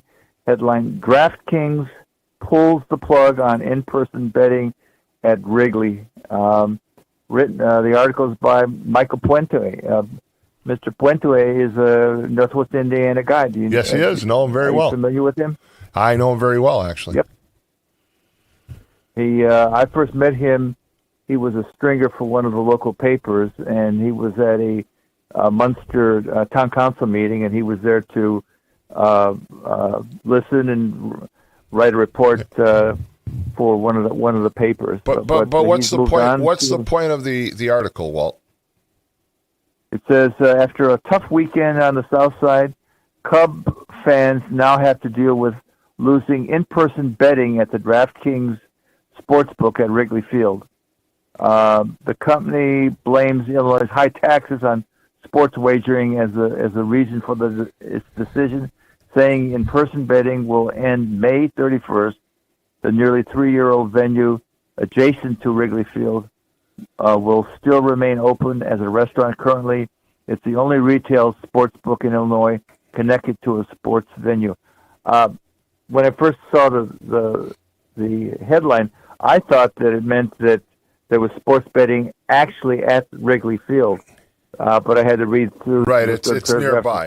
Yeah, it's nearby. It's it's another example of the problems that exist with the state of Illinois. Okay, they're losing all these people. They're losing all these businesses. They tax the hell out of everything. And even when they find an opportunity to bring in some revenue, they tax it so harshly that they tax it out of business. So, I know that there was a lot of concern by a lot of individuals in Northwest Indiana about the new casino over on Halstead Street over in Homewood. And the fact is that it hasn't had a huge impact because the taxes over there are just killing the operation. Pritzker is just I don't understand how this guy's going to get reelected, but then too you look at who the Republicans put up against them, and it's almost like they're in bed with the guy. And Pritzker is going to get a third term, and he's destroying the state of Illinois. And Brandon Johnson has been a nuclear weapon explosion in Chicago. He's destroyed the city of Chicago. I mean, just truly destroyed it. And it's like there's no turning back. There's no way out of this downward spiral for the state of Illinois right now. Just a disaster. That's what it looks like. What can people vote? What can people bet on at a DraftKings? Is it just win or loss, or are there other things that they can vote on? I'm not a big gambler. I know that there's all kinds of opportunities to bet. I'm sorry. I know people enjoy it, and I love sports.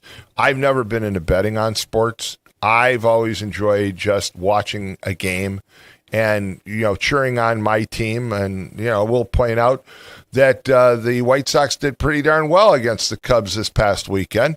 But, I'm sure my wife just changed the channel on that one because she's a diehard Cubs fan. But, the bottom line is that I think gambling has overtaken certain aspects of sports, and that's bothersome. So, but I'm glad that you pointed out because it's just another example of the downward spiral going on in the state of Illinois and the city of Chicago. So thanks for bringing that up, Walt.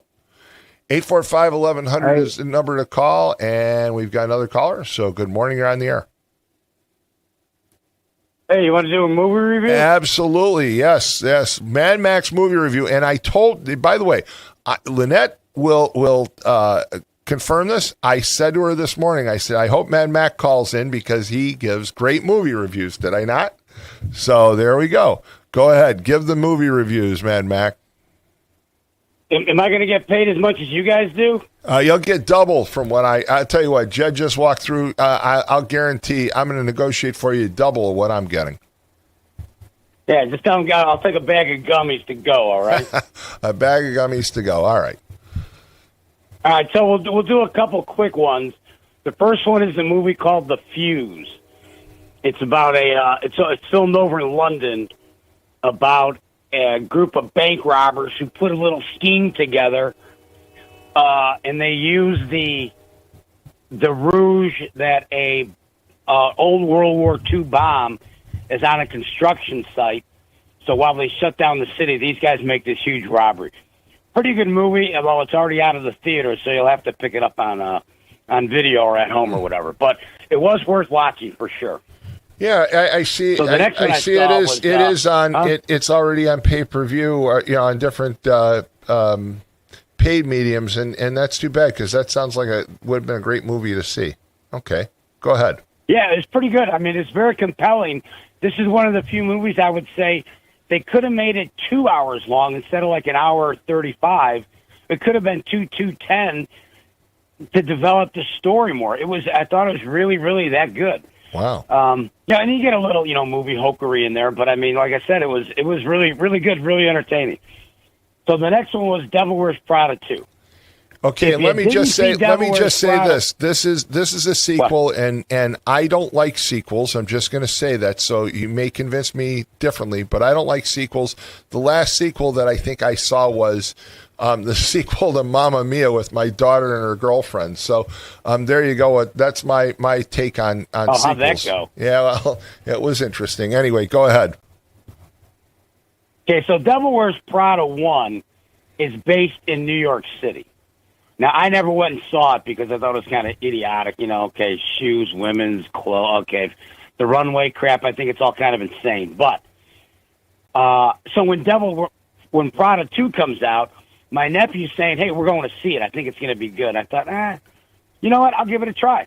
So I went and watched Devil Wears Prada 1 on video about New York City. I used to have to go there for work all the time, so I love it. I love seeing anything with New York. And it was interesting, and it actually had a decent kind of story to it, not just the fashion industry, but about how you take your job serious and then maybe too serious. Now, Prada 2 comes out, and kind of a little lame-ish, but a lot of it's filmed in Italy, and it's gorgeous visually. And it's not that bad. I mean, who's the main star at? Who's the Anne Hathaway? Anne Hathaway and Meryl Streep. Meryl Streep, yeah. She's just going to be in the Movie Hall of Fame, whether you like her or not. There's no two ways about it. She's just a great, great actress. And Anne Hathaway, to me, one of the prettiest women on the planet. Love her. So it's not too bad, really, if you like that kind of stuff. And on the big screen, because I happen to be on IMAX, so seeing Italy on the big screen was really great. That's about as far as I can go with that. Okay. Now, here's one coming up called The Invite. It's with Seth Rogen, Penelope Cruz, Edward Norton, and Olivia Wilde. I love Seth Rogen, even though he's a crazy, insane, dope-smoking lib, but he is just good in his movies. And Ed Norton, love that guy too. But so this movie is about two couples who live next door to each other in different buildings, though, right next door. And they decide to get involved, and Edward Norton and Penelope Cruz are married, and they decide to say, hey, we should kind of maybe do a little, little love experiment here between the four of us. And, of course, Seth Rogen is caught totally off guard, and it looks like it could be actually hysterical, I hope. Not coming out for like another maybe 10, 12 days, but that might be good. So now here's the grand finale. If you're whatever you're doing this weekend, the Michael Jackson movie. The kid who portrays Michael Jackson should immediately be given the Academy Award for Best Actor of the Year, without a doubt.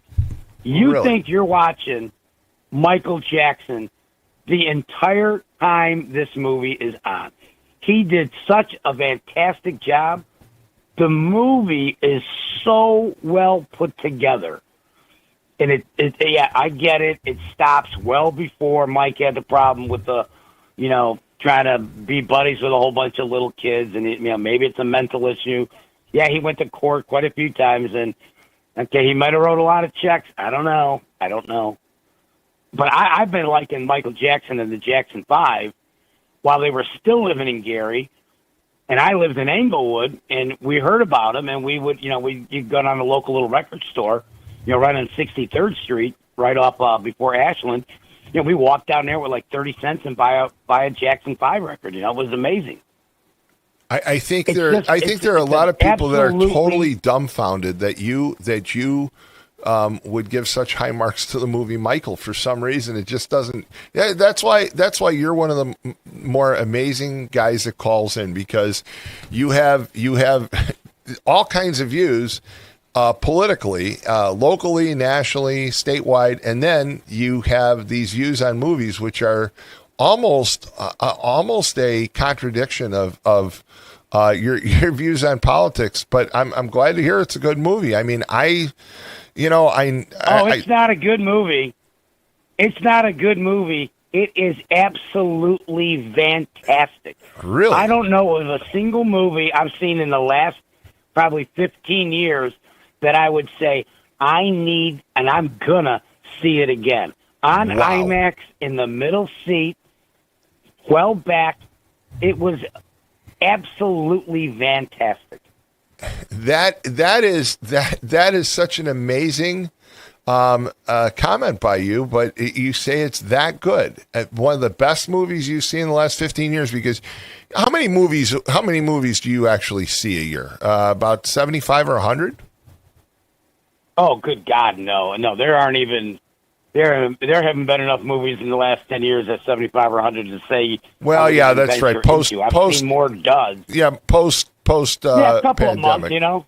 Yeah, I mean, but you're. Yeah, you enjoy it, and you've got great. No, you have great talent in your critique of movies, and I was saying this to Lynette this morning that for example, you will talk about the cinematography and the surroundings and the scenery, and you talked about this morning with Prada 2. You said the views of Italy are spectacular, and you really have a knack for describing movies and critiquing movies. I've texted you a few times and asked you, hey, is this movie worth seeing? And you're like, nope. So I don't bother.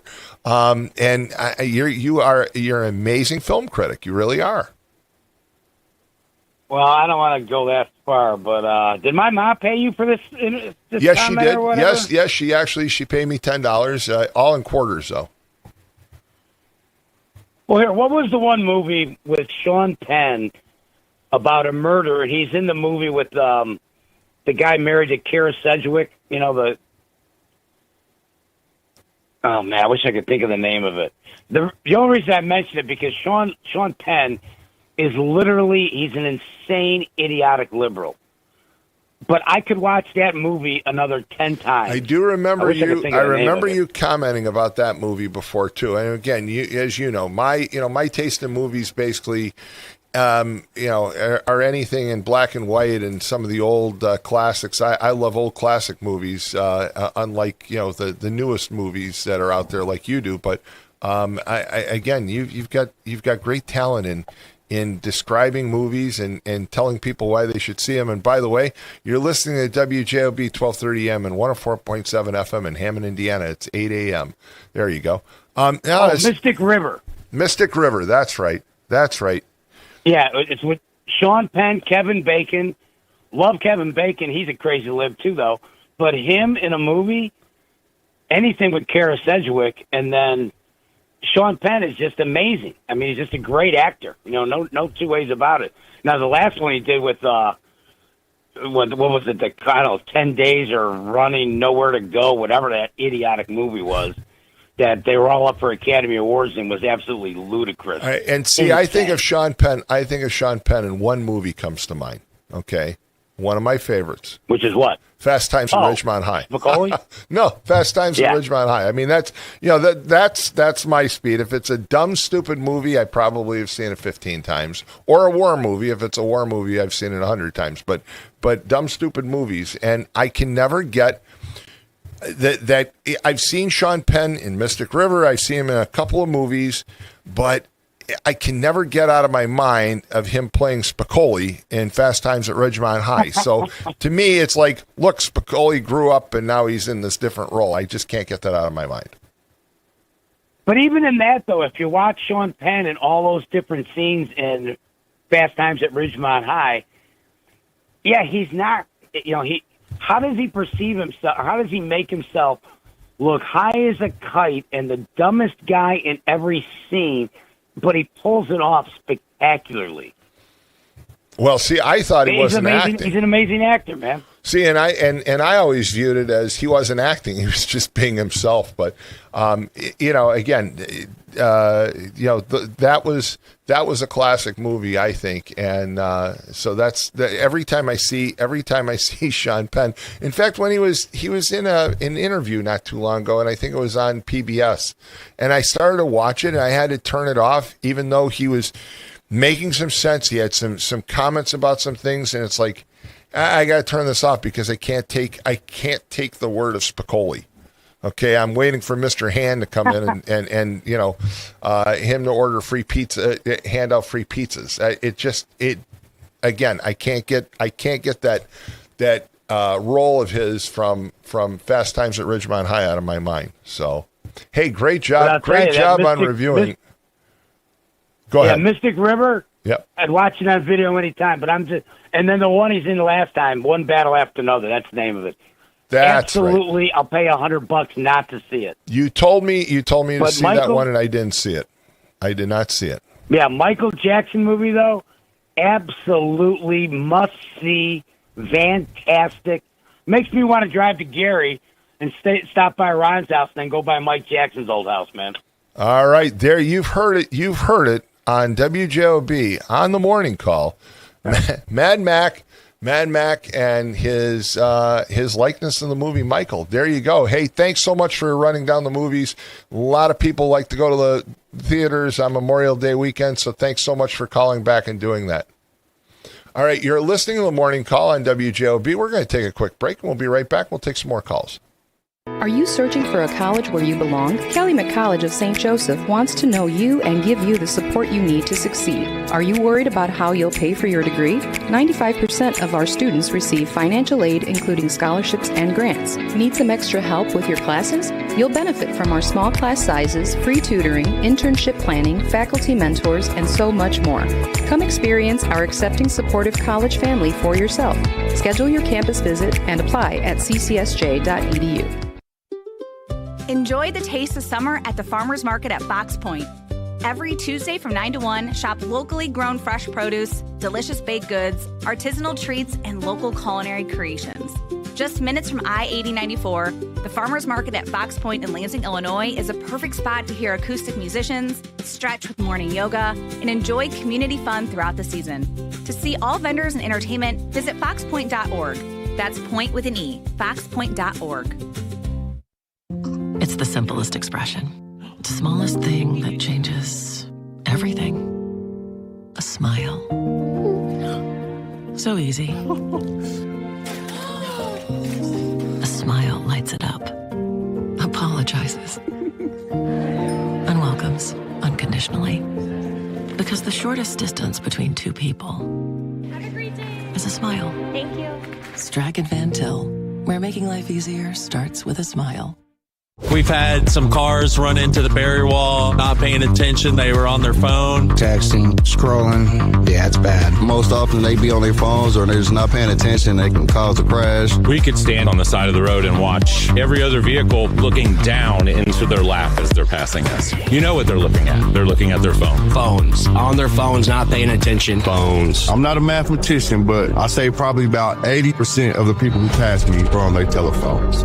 No call, text, or video is worth putting yourself or a road worker in danger. When driving through construction, LIUNA members ask you for your sake and ours. Slow down, stay off your phone, please. Be aware where we're at, where the cone zones are at. Stay off your phones and buckle up and drive safe. We're not asking for much.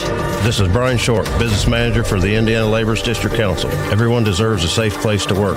Do your part in the cone zone. Slow down, save a life. We're all in this together. A message from Laborers International Union of North America and affiliated locals. All right, we're back, and we've got callers, so good morning. You're on the air. Hey, I got a question for you. Yes, go ahead. Do you think the people who run this radio station take note on, like, how Wednesday's show how the Wednesday show goes and the interaction that the show gets with all the callers and the listeners and the common sense conversation that goes on and how interactive it is? Do you think they might maybe pick something up and maybe adjust their programming a little bit? I'll tell you what. Give the headset a second to Jed. He's standing right there, and I'm going to let you ask that question. Lynette, give Jed the headset for just a second. All right, so go ahead, Jed. We've got a caller who's asking a question about the people who run the station. Go ahead. Ask that question again. All right, so my question was, hey, Jed, how's it going? You know who it is. Hey, my question was, do you notice what goes on Wednesdays and the interaction that the station in general gets when you have a good program on? And why don't you adjust the programming appropriately? I mean, it's only good like 2 days a week if we're lucky. Well, I appreciate your input, but as you well know, I don't talk personnel or programming on the air. But you could call me. You got my number. I mean, Yeah, it's I know. just not. But- It's but, not. you know, It's it's just like- it's pretty industry standard not to do that on the air. Okay, sorry. Yeah, That's but how it is. I'm just saying, though, between me and you, I'm just saying, though, some of the programming is so dull that it's like, I mean, it's talk radio, and there's talking All right, going on. all right, So, let sometimes me it's just like- reiterate the first comment. I definitely appreciate opinions, and people call me all the time. Hey, man, why don't you do this? Why don't you do that? And I love the input, and quite frankly, it's not even really my decision as much anymore. But that's just not. It's not good policy. It just never has. Colby would come down and pull you off and fire you if he even heard this conversation. So I appreciate it. Yeah, but that's all right.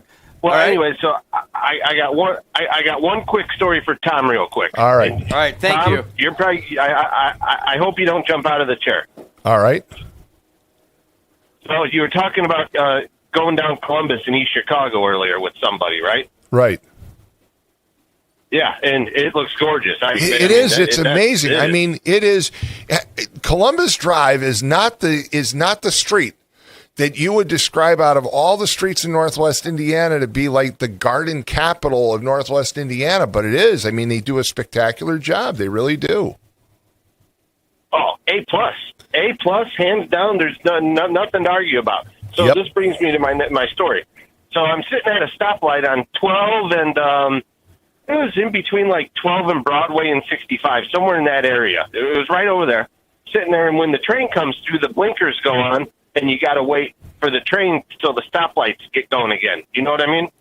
Okay. Well, I'm sitting there waiting. Here comes the Gary Streets and Sanitation Department. They backed the lawnmower off the truck, and in the median right next to me, there's McDonald's bags, there's garbage, there's what's that stuff called? Fireball, shot glasses everywhere, crap everywhere, diapers. What do you think they do? Go ahead. What do they do? They backed the lawnmower off the trailer and mow the median and didn't pick up a piece of the garbage, and it looked like a gender reveal party with confetti flying all over the place. And that crap just goes flying everywhere. Yeah, isn't that amazing? Unbelievable. Unreal. One of the nice things, and I've seen some cities go out there. I see East Chicago always do this. I've seen Hammond do it. Is you see the guy they drop the mower and then they're walking the parkway or the aisle to make sure that there's not a bunch of garbage out there, so that they grind it up and spit it out all over the place. And then other communities, you just see they go right over it. They don't care. And the worst is the state highway. The people that cut along the interstates, they could care less. They shoot that garbage everywhere. Oh yeah, and the kicker was, I'm watching this go on, and I'm like, hold on, I'm like, this moron ain't gonna run over all this garbage with that mower. And well, 4 of his buddies, they're all in the other truck. They had like 3 trucks to watch one guy pull a lawnmower off the truck and chew up a bunch of garbage in the median. And I'm just like, you can't make this up, man. Yeah, it's insane. I don't understand how it happens, but you're absolutely right, and it's unfortunate, but it is what it is, and I wish people would learn from it. But I'm trying to get Mayor Copeland to come on one day and talk about what he's done on Columbus Drive in East Chicago, because it's an opportunity for every community. I don't care which community you are, St. John, Munster, Cherville, they all need to take a trip up to see what he's done. It's amazing. It truly is. Well, I don't know the guy from Adam, but you drive around there and you could tell that dude runs a tight ship over there. Sure does. No, that I can confirm. He does run a tight ship, but that's pretty amazing. So, hey, thanks again. Right. Thanks for the call. Appreciate it. Yeah. 845-1100 is the number to call. And for the first time this morning, we don't have a caller. And again, you can't understate or overstate the work that's been done in East Chicago when it comes to beautification. I mean, you have to take a drive down Columbus Drive from Indianapolis Boulevard. Really, it starts just after you get past Kennedy. But if you go from Kennedy to Klein Avenue, you will be amazed at what you see in East Chicago. And it is an example that every community in Northwest Indiana ought to try and emulate. It's that spectacular. It really is. And it's something that you got to see. So take a drive up Klein Avenue if you want, and get off and drive through East Chicago, and you will see exactly what we're talking about. It is one of a kind. And I think it was Trucker Mike who talked about Black Stadium and the rebuild of Black Stadium. Black Stadium, of course, is a stadium that a lot of people remember. It's been around for well over, I think, 80 years now, and what a spectacular place it is thanks to the renovation work. So that's another site to see. So 845-1100. Love to finish out the last 15 minutes or so. Again, giving people time who have served in the military to talk about their experiences, or to talk about somebody, a family member that served in the military, and if you want to pay tribute, because we're coming up on Memorial Day. And Memorial Day is about going to the beach and barbecues, and hopefully we have the weather for it, and it's about going to movies. And we had Mad Mac call in, who just gave an unbelievable set of critiques on movies.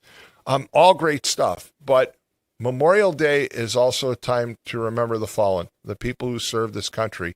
And I'd like to just, make sure that we give the proper tribute to those individuals. And you may not always agree with Ron Matlocker, with Walt, but both of them served this country, and they served this country at a very difficult time.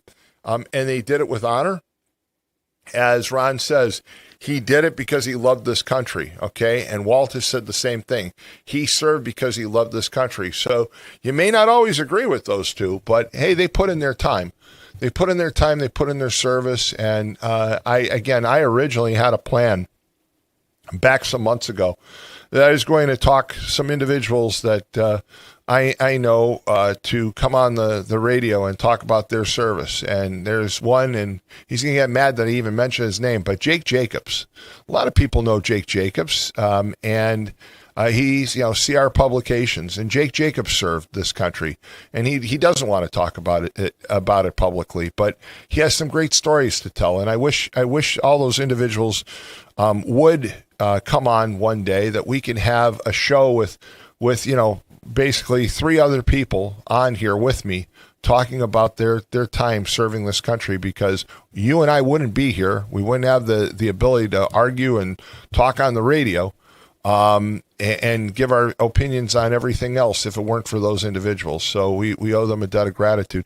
845-1100 is the number. The other thing that we kind of got off track on, but it was something that was brought up, and I believe by Walt, was where are we at on the Bears? Okay. Do the Bears come to Northwest Indiana? To me, it looks like we're closing in on the deadline. I know they said it'd probably be the end of May, but it looks like we are very close to a decision. And I've got to believe that the tide has shifted a little bit toward Indiana. And here's the reason why I believe that.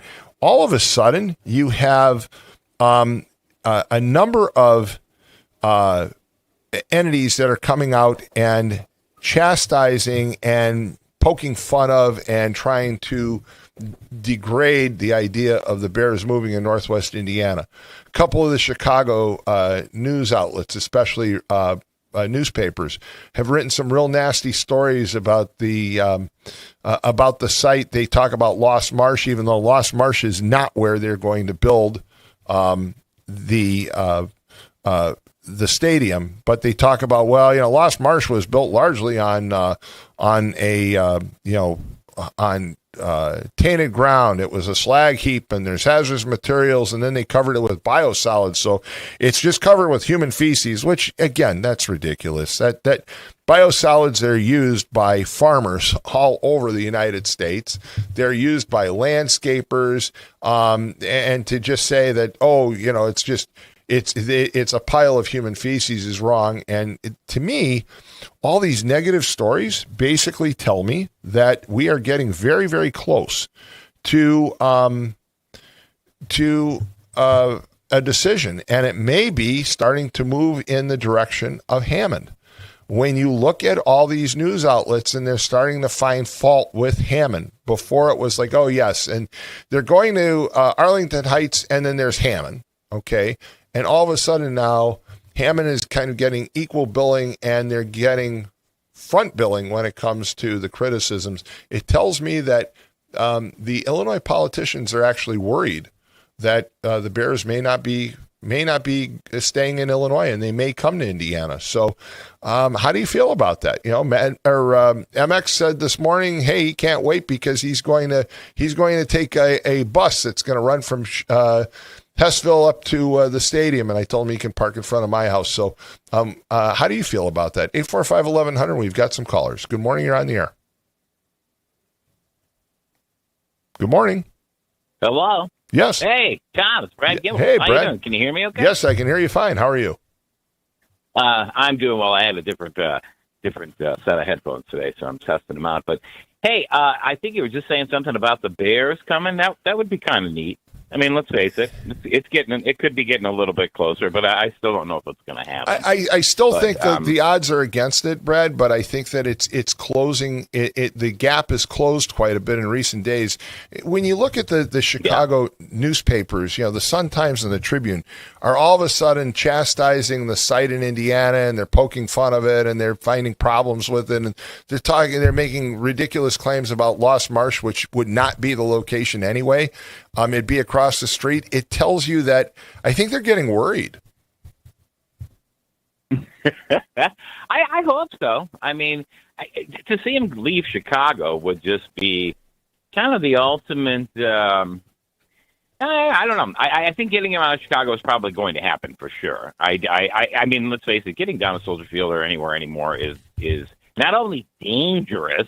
It's kind of a pain in the butt. I think people are kind of tired of it anyway, so I think they're going to look forward, Bears fans, to either or. I don't even think that them going to Indiana will affect them in any way. I think the Bears have a dedicated enough fan base to keep them afloat. Will they ever be called the Hammond Bears? I hope not. No, I mean it's going to be like some of the other teams. I mean, you've got teams that still use New York even though they play in New Jersey, and they'll still be called Chicago Bears. Yeah, no big deal. Exactly. I mean, to me, if it happens, it happens. Hopefully, I get a couple tickets and go. But I prefer to watch football on TV. It's kind of boring. I'll give you free parking privileges in front of my house. By the way, I'll give you free parking as well. Oh, perfect. I've got 158 feet. I've got 158 feet across the front because I'm on a curve. So I've got a lot of area that I can give out free parking. Lynette gets a free parking spot too, but she never goes to any sporting events, so I don't have to worry about giving her a spot. Well, what are you going to do? Maybe someday. Hey, you know, I got late. I was up last night doing some work that I had to finish. But did anybody talk about today the new Trump ballroom and what's going on over there and what he said yesterday? No, that hasn't come up. That hasn't come up. Go ahead. I mean, this is insane. But supposedly, you guys got to go look. He's building a military hospital there with military meeting rooms, a drone port, 360-degree defenses. He claims it goes down 6 stories underground. You guys gotta check it out. I can't believe no one's brought it up on the Republican side or Saudi. Was out there saying it yesterday.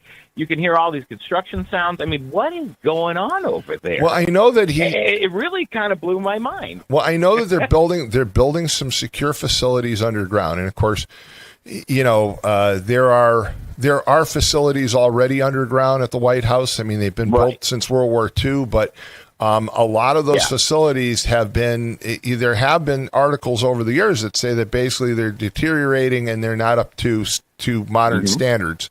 So I'm not surprised that they're building all this stuff underground, but you're kind of right about it. It's flying under the radar. I mean, and then Trump holds this press conference yesterday And Brad, I was listening to it in the car because I have Sirius, and so I was listening to one of the news stations that was covering the press conference. But the problem is he just went on and on. And he started talking about Iran again, and he got off subject. So I finally turned the station and listened to like the 70s station because I couldn't stand listening to him just go on and on and on and make his case about Iran again. I know it's really wild. I hopefully more people will look into it and see what's going on over there. What are we? I don't know. What is he protecting everything from? Is there something coming we don't know about? I mean, those were some of the things that were coming to my mind. It's really some interesting stuff, and I actually think, and I just haven't come about how I'm about to say it, and when the time comes, I'll start elaborating more. But we're setting up this. We're all being set up for an event. And I don't really quite know exactly what the event is, but the more I'm talking to people as summer's coming in and you're, catching up with friends, the more I'm hearing, especially after yesterday and this thing with the hospital, that there is people are feeling there's some kind of event we're working up to. And I don't know if we're going to get like a grand finale for the end of the season here and go into summer and there's going to be a part 2 coming in the fall. But I got to admit, between the Clarity Act and the cryptocurrency and the Federal Reserve getting accounts and not getting accounts, and just listen to what I'm saying, there's a couple key words here if you guys go search some of these key terms. And this hospital thing, I just think there's something that we're going to find out about, and it's going to get really interesting, and it's going to make for some great radio, I'll tell you that. Well, I think there's always, that cynical view of things these days, because what we found out, let's face it, what we found over the years is that a lot of what we were told was false. And so correct, yes. There's so much false information that we were fed. I mean, you look at COVID, my God, what a disaster that was. And the fact that Anthony Fauci, I'm sorry, there's got to be some way to strip that man of his pardons and try that man for what he did, okay? And there are a lot of Democrats who feel the same way. It's not just a Republican outrage; it's Democratic outrage as well at him. And then you look at you look at some of the information. Look at the stuff that's even coming out about UFOs. All right, we sat on volumes, just massive volumes of information that we never released to the general public. And why was that? Okay, if we don't know what these things were, why didn't we put it out there? They said, well, we didn't want to panic the American public, and I think that's hogwash. I think there's a lot more to the story that all of a sudden now we find this huge trove of documents and videos and pictures, and well, we couldn't release it in the past because we were afraid we'd panic the American people, but we panicked the American people on everything else, so why wouldn't we panic them on that? To me, something doesn't sit right. I mean, I get where you're saying you wonder, like, what's over the, what's around the corner or just over that edge? We're just not quite there yet. Right. We don't know what's there. If they don't think we can handle it, I mean, what else do we got? They masked us up. They told us we couldn't go to the movies. Our gas prices are through the roof. The cost of living is out of control. Dude, just pile it on and tell us what the grand finale is here. I'm getting tired of waiting. You know what? I'm with you on that. That's kind of how I'm starting to see. I'm with you on that. Hey, Brad, thanks so much for thanks for the call. You got it. Have a great day. All right, we've got one last caller. The last caller of the day goes to. Good morning. You're on the air. Yeah, my name is Mac. I'm from Hammond. Hi, Mac. I won't be able. Hi, how are you doing? Good. I won't be able to listen to your Memorial